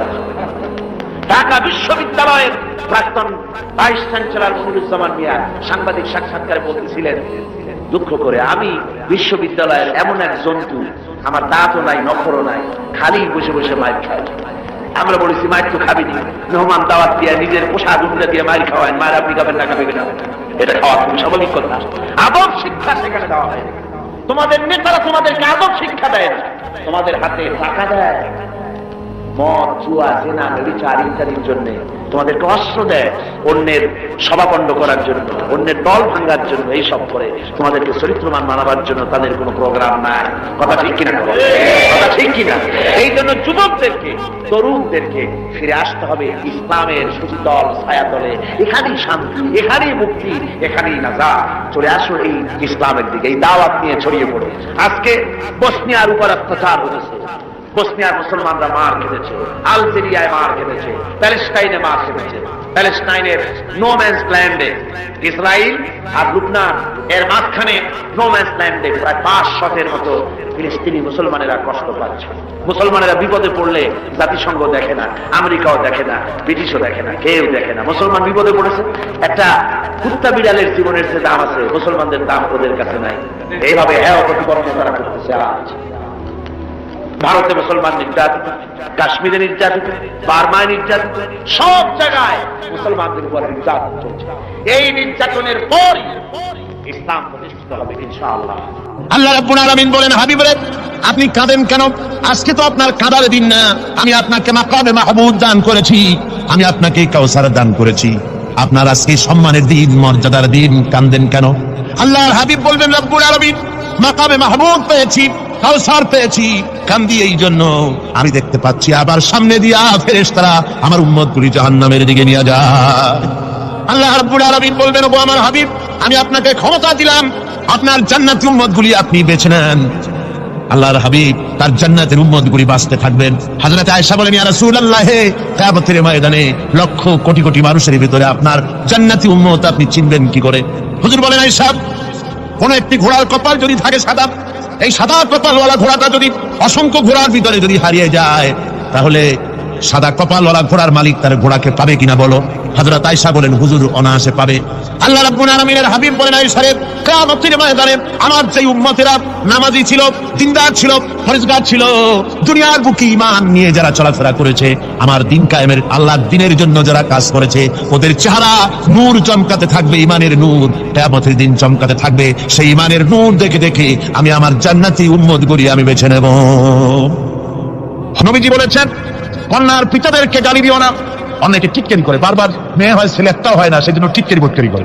আল্লাহ নবী বলেছেন, মেয়ের পিতাকে গালি দিও না, ঠাট্টা করো না, যেহেতু আমি মুহাম্মদ রাসূলুল্লাহ সাল্লাল্লাহু আলাইহি ওয়াসাল্লাম, আমি মেয়েদের পিতা, আমি নিজে মেয়েদের পিতা। খাও না, মেয়েদের পিতাকে গালি দিও না। রাসূলুল্লাহ বলেছেন, আকাশের নিচে জমিনের উপরে খাদিজার মতো মহিলা আর নাই। সেই হযরতে খাদিজা রাসূলের 4টি মেয়ে পেটে ধারণ করেছিলেন। সুবহানাল্লাহ। মেয়ের প্রতি রাসূলুল্লাহ যথেষ্ট মহব্বত করতেন, মেয়েকে খুব ভালোবাসতেন হুজুর সাল্লাল্লাহু আলাইহি ওয়াসাল্লাম। হুজুরের কলিজার টুকরা ছিলেন মা ফাতিমা রাদিয়াল্লাহু তাআলা আনহা। হুজুর যখন কোথাও যেতেন সকলের শেষে দেখা করতেন ফাতেমার সঙ্গে, আর বিদেশ থেকে সফর করে এসে সকলের আগে দেখা করতেন ফাতেমার সঙ্গে। সুবহানাল্লাহ।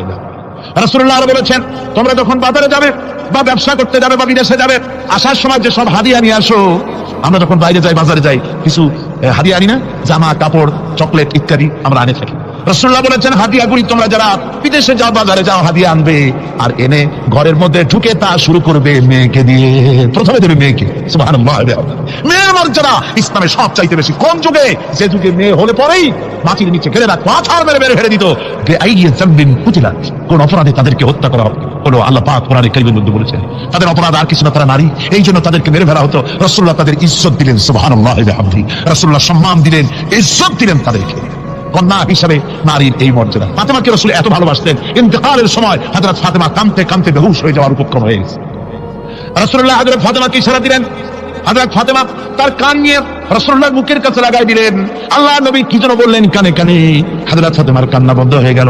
হযরত আয়েশা বলেন, মা রাসূলুল্লাহ তোমার কানে কানে কি বললো আর তোমার কান্না বন্ধ হয়ে গেল? হযরত ফাতেমা বলেন, ইয়া আম্মা জান, আমার আব্বা আমার কানে কানে বললো, মা ফাতেমা তুই কাঁদিস না, তোর কান্না আমার বরদাস্ত হয় না, তোমাকে কাঁদতে হবে না, আমি তোমাকে সুসংবাদ দিয়ে দিতেছি, আমি মরে যাওয়ার পর সর্বপ্রথম তোমার সাথে আমার দেখা হবে।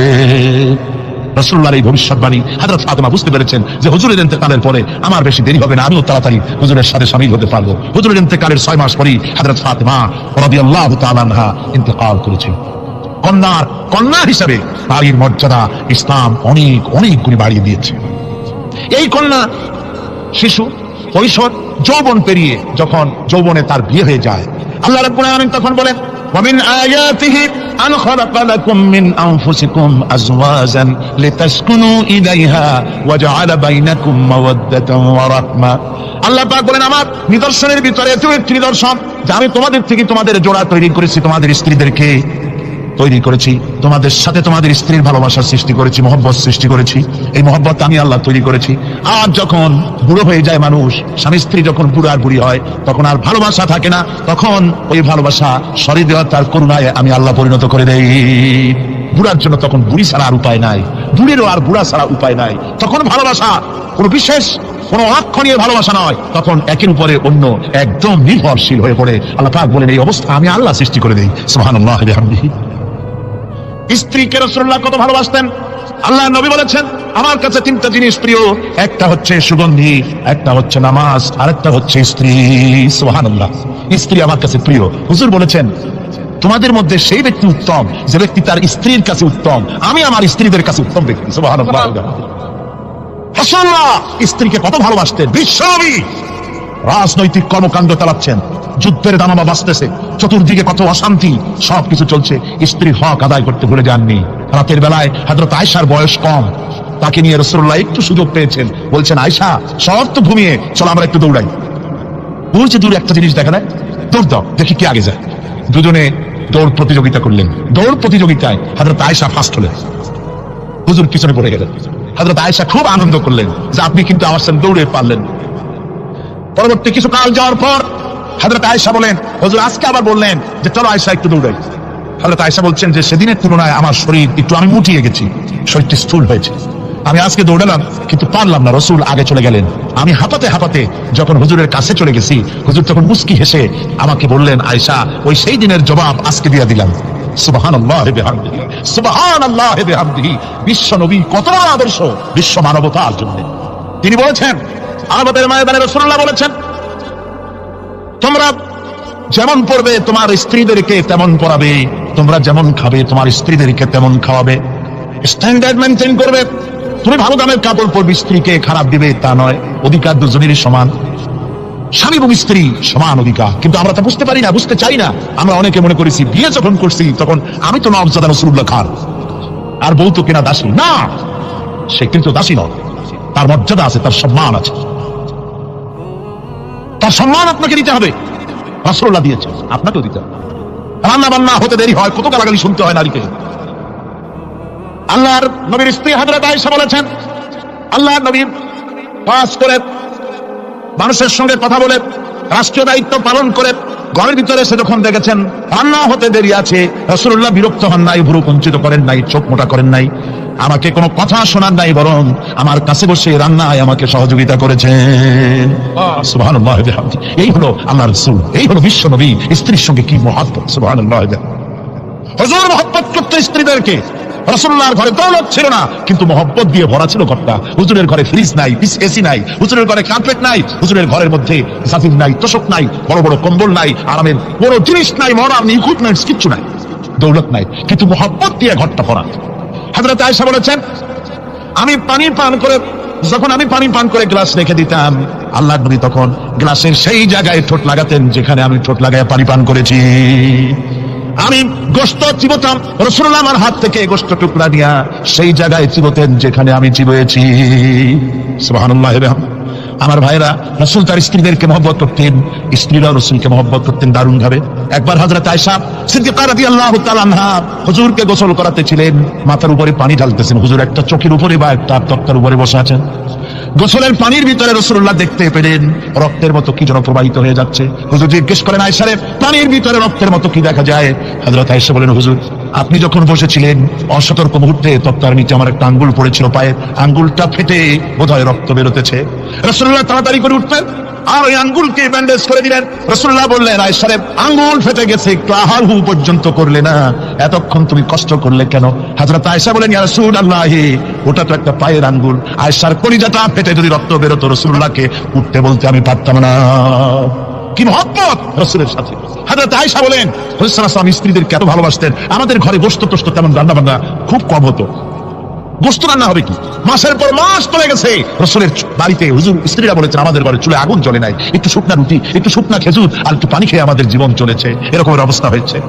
তারপরে এই অবস্থা চলেছে, এর মধ্যে যদি কখন একটু গোশত আসছে, হুজুর যখন ছাগল দুম্বা জবাও করেছেন, এই দুম্বার গোশত নিয়ে, ছাগলের গোশত নিয়ে রাসূলুল্লাহ নিজে বেরোতেন।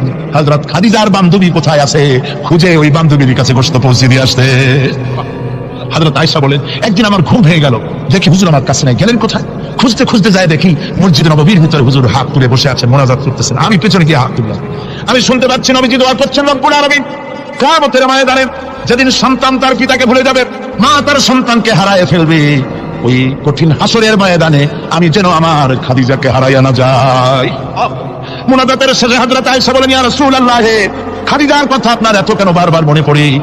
একটা বুড়িরে বিয়ে করেছিলেন 25 বছর বয়সের সময়, 40 বছর বুড়ি, তার কথা কেন এত মহব্বত আপনার মনে পড়ে? তার থেকে যুবতী মেয়ে, সুন্দরী মেয়েকে আপনার স্ত্রী হিসেবে আপনি পান নাই? হুজুর বলেন, আয়েশা, খাদিজার সম্পর্কে এমন কথা তুমি আর বলো না, তোমরা সবাই আমার সুখের দিনের স্ত্রী, আর খাদিজা আমার এমন সময় স্ত্রী ছিল যখন মক্কায় আমার আশ্রয় ছিল না, তামাম মক্কা নগরীতে আমার আশ্রয় ছিল না। খাদিজার সঞ্চিত সমস্ত ধনরাশি ইসলাম কবুল করার পর দুহাতে খাদিজা বিতরণ করে দিয়েছে। হযরত আয়েশা বলেন, হুজুর আমার গোস্তাকি মাফ করে দেন, আমি আর এরকম বলবো না, তবে খাদিজা সম্পর্কে আমার কিছু একটু শোনান। হুজুর বলেন, আয়েশা শোনো, গভীর রাত যত রাত হোক না কেন ইসলামের দাওয়াত দিয়ে দিয়ে গভীর রাত্রে আমি যখন বাসায় ফিরেছি, ঘরে এসেছি, দরজায় একটা মাত্র ডাক দিয়েছি, খাদিজা, অমনি দরজা খুলে গেছে। আমি জিজ্ঞেস করেছি, খাদিজা রে, যত রাত্রে আসলাম, যতবার আসলাম, একটা ডাকের বেশি লাগলো না, তুমি কি ঘুমাও না? হযরতে খাদিজা বলেছেন, ইয়া রাসূলুল্লাহ, আমার মনের ভিতরে ভয় থাকে, আল্লাহ রাসূল দিনের খেদমতে বাইরে আছেন, আমি যদি আরামে বিছানায় ঘুমায় থাকি আর নবীজি দরজায় তার কাছে দাঁড়ায় আমার ডাকাডাকি করবেন, উঠতে যদি দেরি হয়ে যায় নবীজির সঙ্গে বেয়াদবি হয়ে যাবে, এই মনে করে আপনি না আসা পর্যন্ত দরজার সাথে পিঠ লাগাই আমি দাঁড়াইয়া দাঁড়াইয়া ঘুমাই। আমার ভাইরা, হযরতে খাদিজার ইজ্জত স্বয়ং আল্লাহ দিয়েছেন। কে দিয়েছেন? হাদিস শরীফে এসেছে, রাসূলুল্লাহ জাবালে নূরে বসা, গারে হেরার ভিতরে বসা, হযরতে জিবরাইল রাসূলুল্লাহর সঙ্গে কথা বলতেছেন। একটু পরে হযরতে জিবরাইল বলেন, ইয়া রাসূলুল্লাহ, আমি আর এখানে বসবো না, আমি এখন চলছি, আমি দেখতে পাচ্ছি খাদিজা আসতেছে আপনার জন্য খাবার নিয়ে। খাদিজা যখন আপনার কাছে পৌঁছে যাবে, আপনি খাদিজাকে শোনায় দিবেন আল্লাহ রাব্বুল আলামিন খাদিজাকে সালাম জানাইছে। সুবহানাল্লাহ, সুবহানাল্লাহ। রাসূলুল্লাহর কাছে হযরতে খাদিজা যখন আসলেন, হুজুর বললেন, খাদিজা, আজকে তোমার জন্য দারুণ সুখবর। বলে কি? বলে আল্লাহ পাক জিবরাইল কেমন উঠে গেল আমার কাছ থেকে। জিবরাইল বলে গেল, আল্লাহ তোমাকে সালাম বলেছে। হযরত খাদিজা কেঁদে ফেললেন, বললেন, ইয়া রাসূলুল্লাহ, আমার নারী জন্ম সার্থক, আল্লাহ আমাকে সালাম বলেছে। এর জবাব কেমনে দিতে হয় হুজুর? আমি তো জানি না, আপনি আমার পক্ষ থেকে আল্লাহর সালাম কিভাবে দেওয়া লাগে আপনি দিয়ে দিন, আমি তো বুঝি না কেমনে আল্লাহর সালামের জবাব দেব। হুজুর বললেন, খাদিজা, শুধু আল্লাহ নয়, জিবরাইলও তোমাকে সালাম বলে গেছে। হযরতে খাদিজা বললেন, হযরত জিবরাইলকে আমার সালামের জবাবটা ওয়া আলাইকুমুস সালাম বলেন। হযরত খাদিজার এই মর্যাদা ছিল। আমার ভাইরা, রাসূল পাক সাল্লাল্লাহু আলাইহি ওয়াসাল্লাম এভাবে মহব্বত করেছেন স্ত্রীদেরকে। সুতরাং স্বামী স্ত্রীর মহব্বত আল্লাহ জান্নাতি নিয়ামত। কি নিয়ামত? যে ঘরের মধ্যে স্বামী স্ত্রীর মধ্যে মিল মহব্বত আছে, এটা বেহেশতের মতো, আর যেখানে মিল মহব্বত নাই, এটা জাহান্নামের মতো। ঠিক কি? সুতরাং মহব্বত করুন, বেশি বেশি স্যাক্রিফাইস করুন, বেশি বেশি স্যাক্রিফাইস। নারীদের ব্যাপারে বলা হয়েছে, পুরুষকে বলা হয়েছে অধিকার আদায় করো, সব ব্যাপারে সমান অধিকার, কিন্তু নারীকে একটা ব্যাপারে বলা হয়েছে, নারী শোনো, পুরুষের মর্যাদা তোমার চাইতে আল্লাহ রাব্বুল আলামিন বেশি দিয়েছেন। আর রিজালু কাওয়ামুনা আলান নিসা, নারীদের উপরে পুরুষের প্রাধান্য আল্লাহ পাক দান করেছেন। একজন সাহাবী বলেছেন, ইয়া রাসূলুল্লাহ, জংলি উট দেখলাম আপনার পায়ের উপরে সিজদায় পড়ে গেল, আপনি যদি আমাদেরকে অনুমতি দিতেন না, আপনাকে আমরা সিজদা করতাম। আল্লাহ নবী বললেন, মানুষ মানুষকে সিজদা করা এর পারমিশন যদি আমি দিতাম, তাহলে দুনিয়ার সমস্ত স্ত্রীদেরকে বলতাম তারা যেন তাদের স্বামীকে সিজদা দেয়। স্বামীর মর্যাদা এখানে বেশি। সুতরাং অধিকার সমান, কোনো সন্দেহ নাই, কিন্তু স্বামীর একটা আলাদা মর্যাদা আছে, সেই সম্মানও তাকে দিতে হবে। এরপরে এই সমান অধিকারের ভিত্তিতে স্বামী স্ত্রী চলতে থাকে, মাঝখানে আল্লাহ পাক তাদেরকে সন্তান দান করেন। আল্লাহ তাদেরকে, নারীকে লেখাপড়ার অধিকার দিয়েছেন, ইসলাম তাকে লেখাপড়ার অধিকার দিয়েছে, শিক্ষার অধিকার দিয়েছে। হযরত আয়েশা সিদ্দিকা রাদিয়াল্লাহু তাআলা আনহা শিক্ষার্থী ছিলেন, হাফেজা ছিলেন, হাদিসের হাফেজা ছিলেন, কোরআনের হাফেজা ছিলেন, হাজার হাজার সাহাবায়ে কেরামদের তিনি ওস্তাদ ছিলেন। সুবহানাল্লাহ। নারীদের ব্যাপারে অধিকাংশ মাসালা হযরত আয়েশা সিদ্দিকা রাদিয়াল্লাহু তাআলা আনহার অবদান। সুবহানাল্লাহ। নারী যুদ্ধ করেছে, যুদ্ধের ময়দানে নারীর অধিকার আছে, নারী চাকরি করতে পারবে, নারী ব্যবসা করতে পারবে, নারী লেখাপড়া করতে পারবে, নারী সেনাবাহিনীতে যেতে পারবে, নারী সব করতে পারবে, কিন্তু পর্দার মাধ্যমে। একটা লোক গিয়ে কাঁদতেছিল মুসলমান হওয়ার পরও। হুজুর কয়, কান্দো কেন? ওই যে আমার গুনাহ কি মাফ হয়েছে? হুজুর বলেন, হ্যাঁ মাফ হয়ে গেছে, কলেমা পড়ছে, মাফ হয়ে গেছে। কয় যে হুজুর, আমি তো মারাত্মক গুনাহ করছি। বলে কি? বলে আমার একটা মেয়ে, সেই মেয়েটাকে নিয়ে আমি ঘন লম্বা, আমি সংখ্যাকে বলতেছি, মেয়েটাকে ফাঁকি দিয়া তার আমি মারবো, বুঝতে দেই নাই আমার বউরে। বললাম চলো বেড়াইতে যাই, মেয়েটা আমার সাথে সাজাই দিয়েছে, তার মা বেড়াতে নিয়ে যাবো এই কথা মনে করে। মেয়েটা কদ্দূর যায়, আবার আব্বা আব্বা বলে আমার দিকে ফিরে আসে, আবার পিছনে থাকে, আবার আব্বা আব্বা বলে জড়ায় ধরে। এইভাবে করতে করতে যখন নির্জন এলাকায় গেলাম, আমি পাহাড়ের পাশে গর্ত খোঁড়া আরম্ভ করলাম। গর্ত খুঁজি আর মাটি ছিটে এসে আমার দাড়িতে লাগে। বাচ্চা মেয়েটা আমার কাছে এসে দাড়ি দিয়ে ধুল ছাড়াই দেয়, আব্বা তোমার দাড়িতে ধুল লাগতেছে, তুমি এই কষ্ট করতেছো কেন? মেয়ে তো বোঝে না যে আমি তার জন্য কবর খুঁজতেছি। কবরটা খোঁড়া হয়ে যাওয়ার পর মেয়েটারে বান্ধা শুরু করলাম। মেয়ে এখন কাঁদতেছে, বাবা আমার বান্ধব কেন? আমি তারে বাঁধা জোরে ওর মধ্যে নিক্ষেপ করে দিলাম। মেয়েটা গর্তের মধ্যে বসে চিৎকার করে বলছে, আব্বা তুমি আমারে বাঁচতে দাও, আমি তোমার বাপ বলে সমাজে হ্যাঁ করবো না, আমি ভিক্ষা করে খাবো, আমার বাইরো না। লোকটি বলছি, ইয়া রাসূলুল্লাহ, আমার মনে দরদ আসলো না। আমি একটা পাথর উঁচু করে আমার মেয়ের বুক লক্ষ্য করে জোরে মেরে দিলাম। বুকটা ফেটে রক্ত ফিনকি দিয়ে উঠলো, আর মেয়ের বুক থেকে আওয়াজ বেরোলো, আব্বা। আমার কানে যেন এখনো সেই আওয়াজ বাজে। হাদিস শরীফে এসেছে হুজুরের চোখের পানি দাড়ি ভিজে ভিজে জামার উপরে পড়তেছিল। হুজুর বললেন, আহারে, মানুষও পারে এরকম কাম করতে।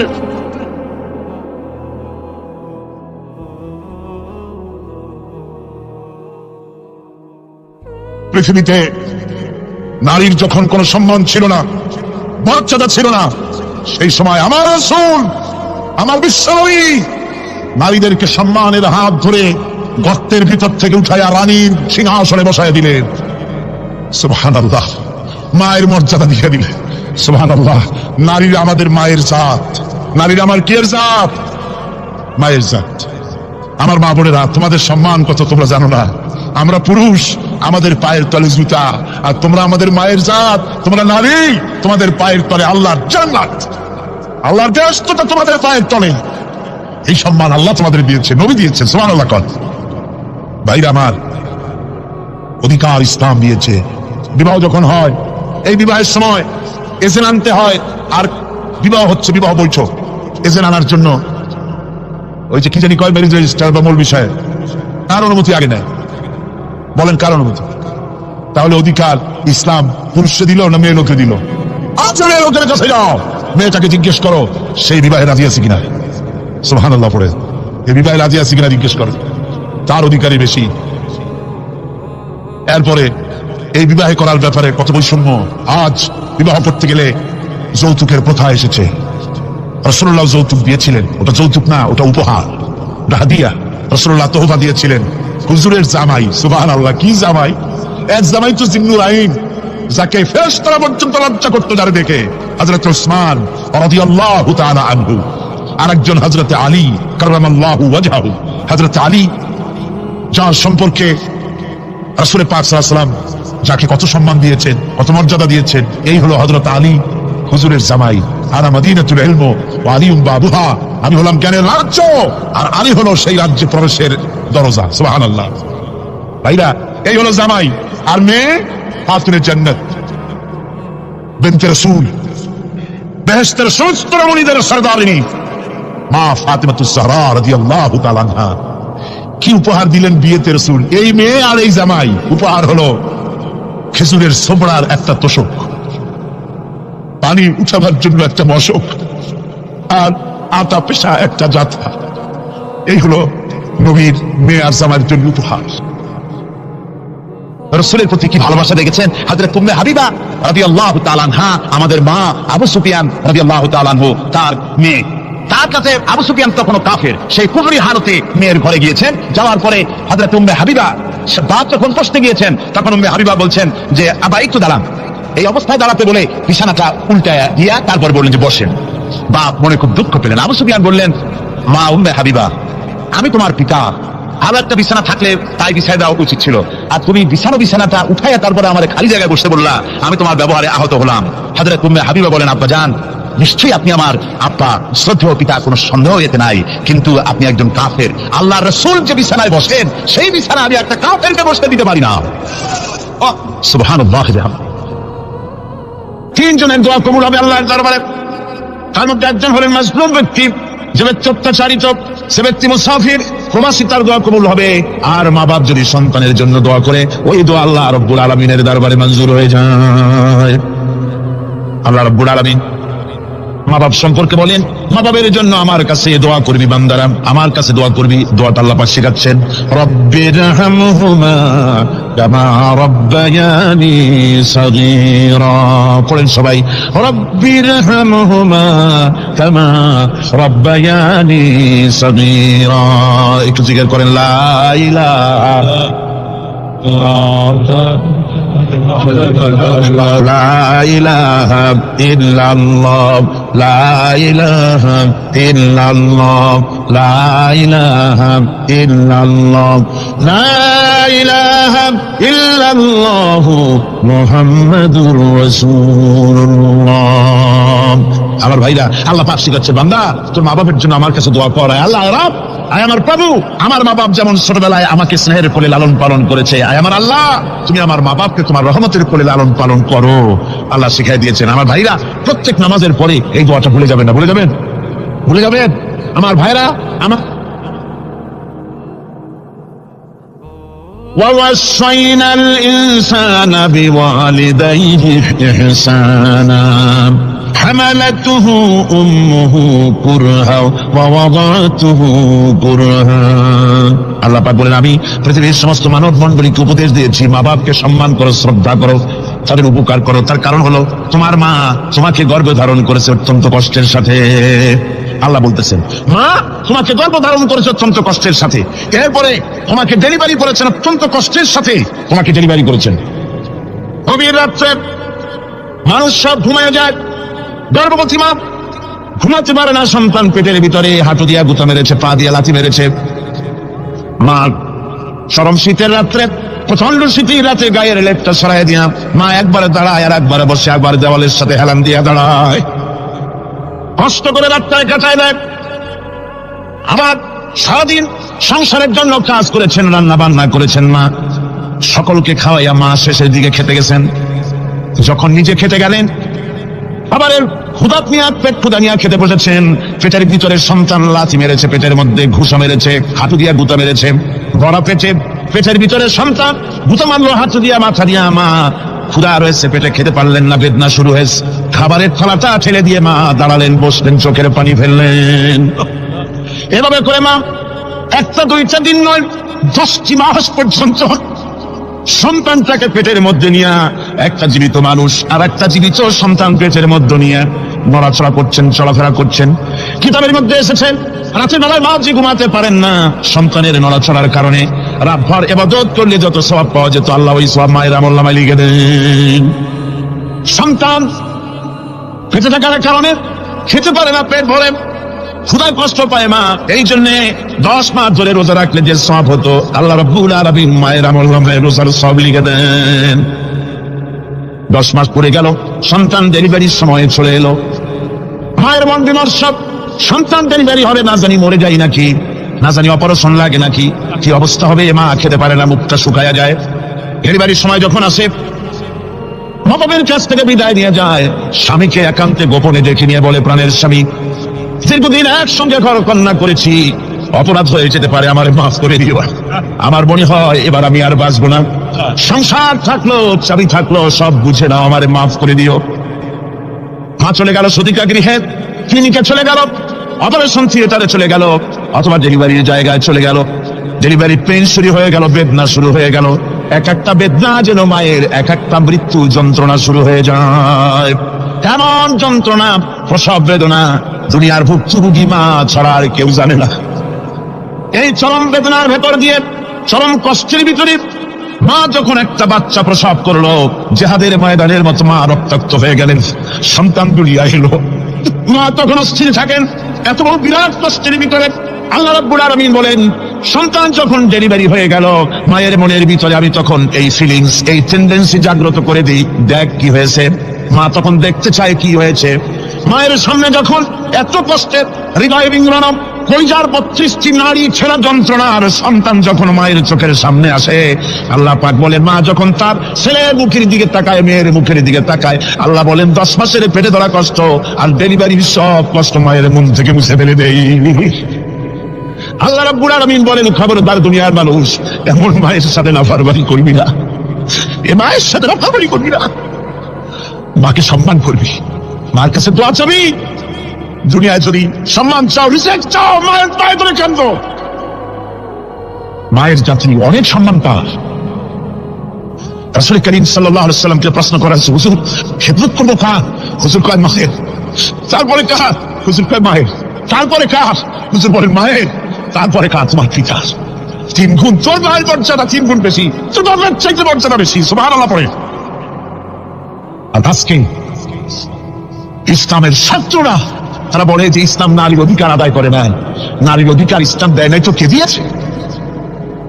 আমার বন্ধুগণ, বিশ্বনবী জনাবে মুহাম্মদ রাসূলুল্লাহ সাল্লাল্লাহু আলাইহি ওয়াসাল্লাম মসজিদে নববীর ভিতরে বসে আছেন। এক বৃদ্ধা মহিলা মসজিদের মধ্যে প্রবেশ করলেন। হুজুর বৃদ্ধাকে দেখে দাঁড়ায় গেলেন। বিশ্বনবী বুড়ি মেয়ে লোককে দেখে দাঁড়ায় গেলেন। আল্লাহর নবী বুড়িকে দেখে দাঁড়ালেন। বুড়ি যখন কাছে এলেন, আল্লাহর নবী নিজের গায়ের চাদর বুড়ির জন্য বিছায়া দিলেন। বুড়ি বসলেন। এরপরে কথাবার্তা সারার পর বুড়ি যখন বিদায় হবেন, হুজুর আবার দাঁড়ালেন। বুড়ি মহিলা চলে গেলেন। সাহাবায়ে কেরাম বলেন, ইয়া রাসূলুল্লাহ, কিছুই বুঝলাম না, একজন বৃদ্ধা মহিলার জন্য বিশ্বনবী দাঁড়ান আর গায়ের চাদর বিছান। আমরা বড় আশ্চর্য হয়ে গেলাম। নবীজি বলেন, ও আমার সাহাবীরা, তোমরা জানো না এই মহিলাকে চিনতে পারো নাই? আমি আমার মায়ের দুধ আমার জীবনে কিসমতে তেমন হয় নাই। আমি আমার মায়ের দুধ তেমন কিসমতে পাই নাই। যার বুকে দুধ খেয়ে যার কোলে কাঠে চড়ে আমি বড় হয়েছি, আমার সেই দুধমা ইনি হযরতে হালিমাতুস সাদিয়া। আমার সেই দুধমা রাসূলুল্লাহ নিজে সম্মান দিয়েছেন মায়ের। খবরদার, মাকে অসম্মান করবেন না, মাকে সম্মান করবেন, মাকে শ্রদ্ধা করবেন। আমার বন্ধুগণ, আলেম ওলামা পীর বুজুর্গদের জন্য হাদিয়া তো দেন, আপনারা কোনো নিষেধ নাই, দেন। হাদিয়া দেওয়া সুন্নত, নেওয়া সুন্নত, দিবেন, আমি কোনো নিষেধ করি না। কিন্তু আমি বলতে চাই, পীর বুজুর্গদের কাছে, আলেম ওলামাদের কাছে হাদিয়া দিয়া আল্লাহরে যত না খুশি করতে পারবেন, এই ডালিম বেদানার মৌসুমে বেদানা একটা ভেঙে নিজ হাতে যদি মায়ের মুখে তুলে দেন, আল্লাহর আরশ খুশি হয়ে যাবে, আল্লাহর আরশ আজিম খুশি হয়ে যাবে, আল্লাহ পাক খুশি হয়ে যাবে। মায়ের খাওয়াও, বাপকে খাওয়াও, তোমার সবচেয়ে বড় প্রিয় জিনিস। সুবহানাল্লাহ, সুবহানাল্লাহ। মা বাপ যদি একটু দোয়া করে দেয়, তোমার জিন্দেগির কাম শেষ। একটু বদদোয়া করলে জাহান্নামে যাবা। কোন ফিসাপত্র করলে বদদোয়া করলে জাহান্নামে যাবে এমন কথা নয়। কোন মরণপত্র করলে দুজনে যাবে এমন কথা নয়। রাসূল বলেছেন, হুমা জান্নাতুকা ওয়া নারুকা। মা বাপ তোমার বেহেশত, মা বাপ তোমার জাহান্নাম। মা বাপ যদি অসন্তুষ্ট হয় দুজনে যাবি, আর মা বাপ যদি খুশি আল্লাহর জান্নাতে চলে যাবি। সুবহানাল্লাহ, সুবহানাল্লাহ, সুবহানাল্লাহ। মায়ের পায়ের তলে তোর বেহেশত। আমরা পুরুষ, আমাদের গত বছর বলেছি, আমরা পুরুষ, আমাদের পায়ের তলে জুতা। আমাদের পায়ের তলে কি? শুধু জুতা। আর আমার মা, আমার মায়ের জাতি যারা এই প্যান্ডেলে বসে আছেন, আমার মায়েরা, বোনেরা, মায়ের জাতি যারা পৃথিবীতে, মায়ের জাতির পায়ের তলে আল্লাহর বেহেশত। সুবহানাল্লাহ। নারীর মর্যাদা ইসলাম দেয় নাই, কে দিয়েছে? আল্লাহ দিয়েছেন, আল্লাহ রাসূল দিয়েছেন। আর আমার মা, আমার মায়ের জাতি যারা এই প্যান্ডেলে বসে আছে, আমার মায়েরা, বোনেরা, মায়ের জাতি যারা পৃথিবীতে, মায়ের জাতির পায়ের তলে আল্লাহর বেহেশত। সুবহানাল্লাহ। নারীর মর্যাদা ইসলাম দেয় নাই, কে দিয়েছে? আল্লাহ দিয়েছেন, আল্লাহ রাসূল দিয়েছেন। আমার বন্ধুগণ, হযরত বাইজিদ বুস্তামি, ছোট্ট বাচ্চা ছেলে, গভীর রাত্রে মা অসুস্থ, পানির পিপাসায় জেগে উঠেছেন। বাবারে, পিপাসায় শেষ হয়ে গেলাম, পানি দাও। ছেলে ঘরের ভিতরে পানি না পেয়ে বাইরে দৌড়াদৌড়ি করলেন। অনেক দূর থেকে পানি নিয়ে এসে দেখেন মা ঘুমায় গেছেন। পানি নিয়ে দাঁড়ানো পৌষ মাস, মাঘ মাসের শীতের রাত, ফজরের সময় মায়ের ঘুম ভেঙে গেল। তাকিয়ে দেখেন বাইজিদ দাঁড়ানো, হাতে পানি থরথর করে কাঁপছে। জিজ্ঞাসা করে, বাইজিদ তুমি দাঁড়ানো কেন? ছোট্ট বাচ্চা বলে, মা পানি চেয়েছিলে তুমি গভীর রাত্রে, পানি ঘরে ছিল না, অনেক দূর থেকে আনতে হয়েছে। মা বলছে, ঘুমাও নাই কেন গ্লাস টিয়া? বাচ্চা বলে, ঘুমাই নাই, তুমি যদি আবার পানি চাও সময় মতো যদি দিতে না পারি, মা তোমার কষ্ট হবে, এই জন্য ফজর পর্যন্ত আমি দাঁড়ায় আছি, কখন তুমি পানি চাও। মার হাতের থেকে পানি নিয়ে পান করলেন। বাইজিদকে বিছানার উপরে আরাম করে কম্বল দিয়ে ঘুম পড়াইয়া দিলেন। হযরত বাইজিদের মা উঁচু করে ফজরের নামাজ পড়ে সিজদায় চলে গেলেন। চিৎকার করে কেন্দ্রে বলেন, আমার রব, আমার আল্লাহ, আমি আমার বাইজিদের মা, আমি মা হয়ে বাইজিদের জন্য দোয়া করি। বাইজিদ আমার জন্য আজকে যা করেছে, আমি মা, আমার কলিজা ঠান্ডা হয়ে গেছে। হায় আল্লাহ, আমি বাইজিদের জন্য দোয়া করি, তুমি তাকে সুলতানুল আরিফিন বানাইয়া দিও। মঞ্জুর হয়ে গেল আল্লাহ পাকের কাছে দোয়া। আমার ভাইরা, আল্লাহ পাক বলছেন, খবরদার, আমার ইবাদতের পরে মা বাপ, আল্লাহর ইবাদতের পরে কারা? মা বাপ। মা বাপকে সম্মান করো, শ্রদ্ধা করো, মহব্বত করো, কিসমত খুলে যাবে, কিসমত খুলে যাবে। মা বাপকে সম্মান করো। হযরত আবু হুরায়রা রাদিয়াল্লাহু তাআলা আনহু রাসূলের সামনে এসে কাঁদতেছে। হুজুর বলছেন, আবু হুরায়রা কাঁদো কেন? কাঁদো কেন? রাতের বেলা কাঁদো। হযরত আবু হুরায়রা বলছেন, হুজুর আমাকে মা মেরেছেন। হুজুর বলছেন, মা মারলো কেন? কোন অপরাধ করেছো? কোন গোস্তাখি করেছো? আবু হুরায়রা বলছেন, না হুজুর, কোন গোস্তাখি করি নাই, তবে মারলো কেন? হযরত আবু হুরায়রা বলছেন, হুজুর আমি আপনার দরবার থেকে ফিরতে রাত হয়ে গিয়েছিল। মা জিজ্ঞেস করলেন, আবু হুরায়রা এত রাত্রে কোথায় ছিল? বললাম, আমি ছিলাম যে কদম চুমতে পারলে দুনিয়া ধন্য হয়, সেই দরবারে নববীর কদম মোবারক থেকে আসতে আমার দেরি হয়েছে। আমার মা মুশরিকা, আপনার নাম শুনে তার গায়ে আগুন জ্বলে উঠলো, আমাকে ধরে মারা আরম্ভ করলো। বললো, হয় আমার বাড়ি ছাড়বি, আর না হয় মুহাম্মদ সাল্লাল্লাহু আলাইহি ওয়াসাল্লামের দরবার ছাড়বি। আমি বললাম, আমার মা, তুমি বুড়ি মানুষ, তোমার গায়ে যত শক্তি আছে সমস্ত শক্তি দিয়ে আমারে পিটাও, আমারে মারো। মারতে মারতে আমাকে বাড়ি থেকে তুমি বের করে দাও। তোমার বাড়ি শুদ্ধ তাম দুনিয়া ছেড়ে দিতে পারি, আল্লাহর নবীর কদম মোবারক ছেড়ে দিতে পারি না। হুজুর আমার মা আমাকে গলা ধাক্কা দিয়ে বের করে দিয়েছেন। হুজুর বলছেন, আবু হুরায়রা তোমার মা তোমাকে মেরেছে, তুমি আমার কাছে নালিশ করছো? আমার তো এখানে ইন্টারফেয়ার করার কিছুই নেই। সুবহানাল্লাহ, সুবহানাল্লাহ। মা তোমাকে মেরেছে, এখানে আমার করার কিচ্ছু নাই। বিশ্বনবী বলছেন, এত বড় পাওয়ারফুল নবী, লেজিসলেটিভ পাওয়ার, সারে আল্লাহ তাকে বানিয়েছেন শরীয়ত প্রণেতা।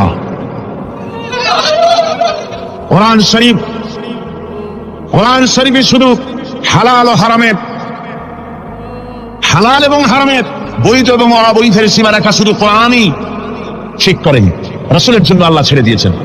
আল্লাহ রাসূলও হারাম, হালাল এবং হারামের বৈধতা অবৈধতার সীমারেখা নির্ধারণ করেছেন।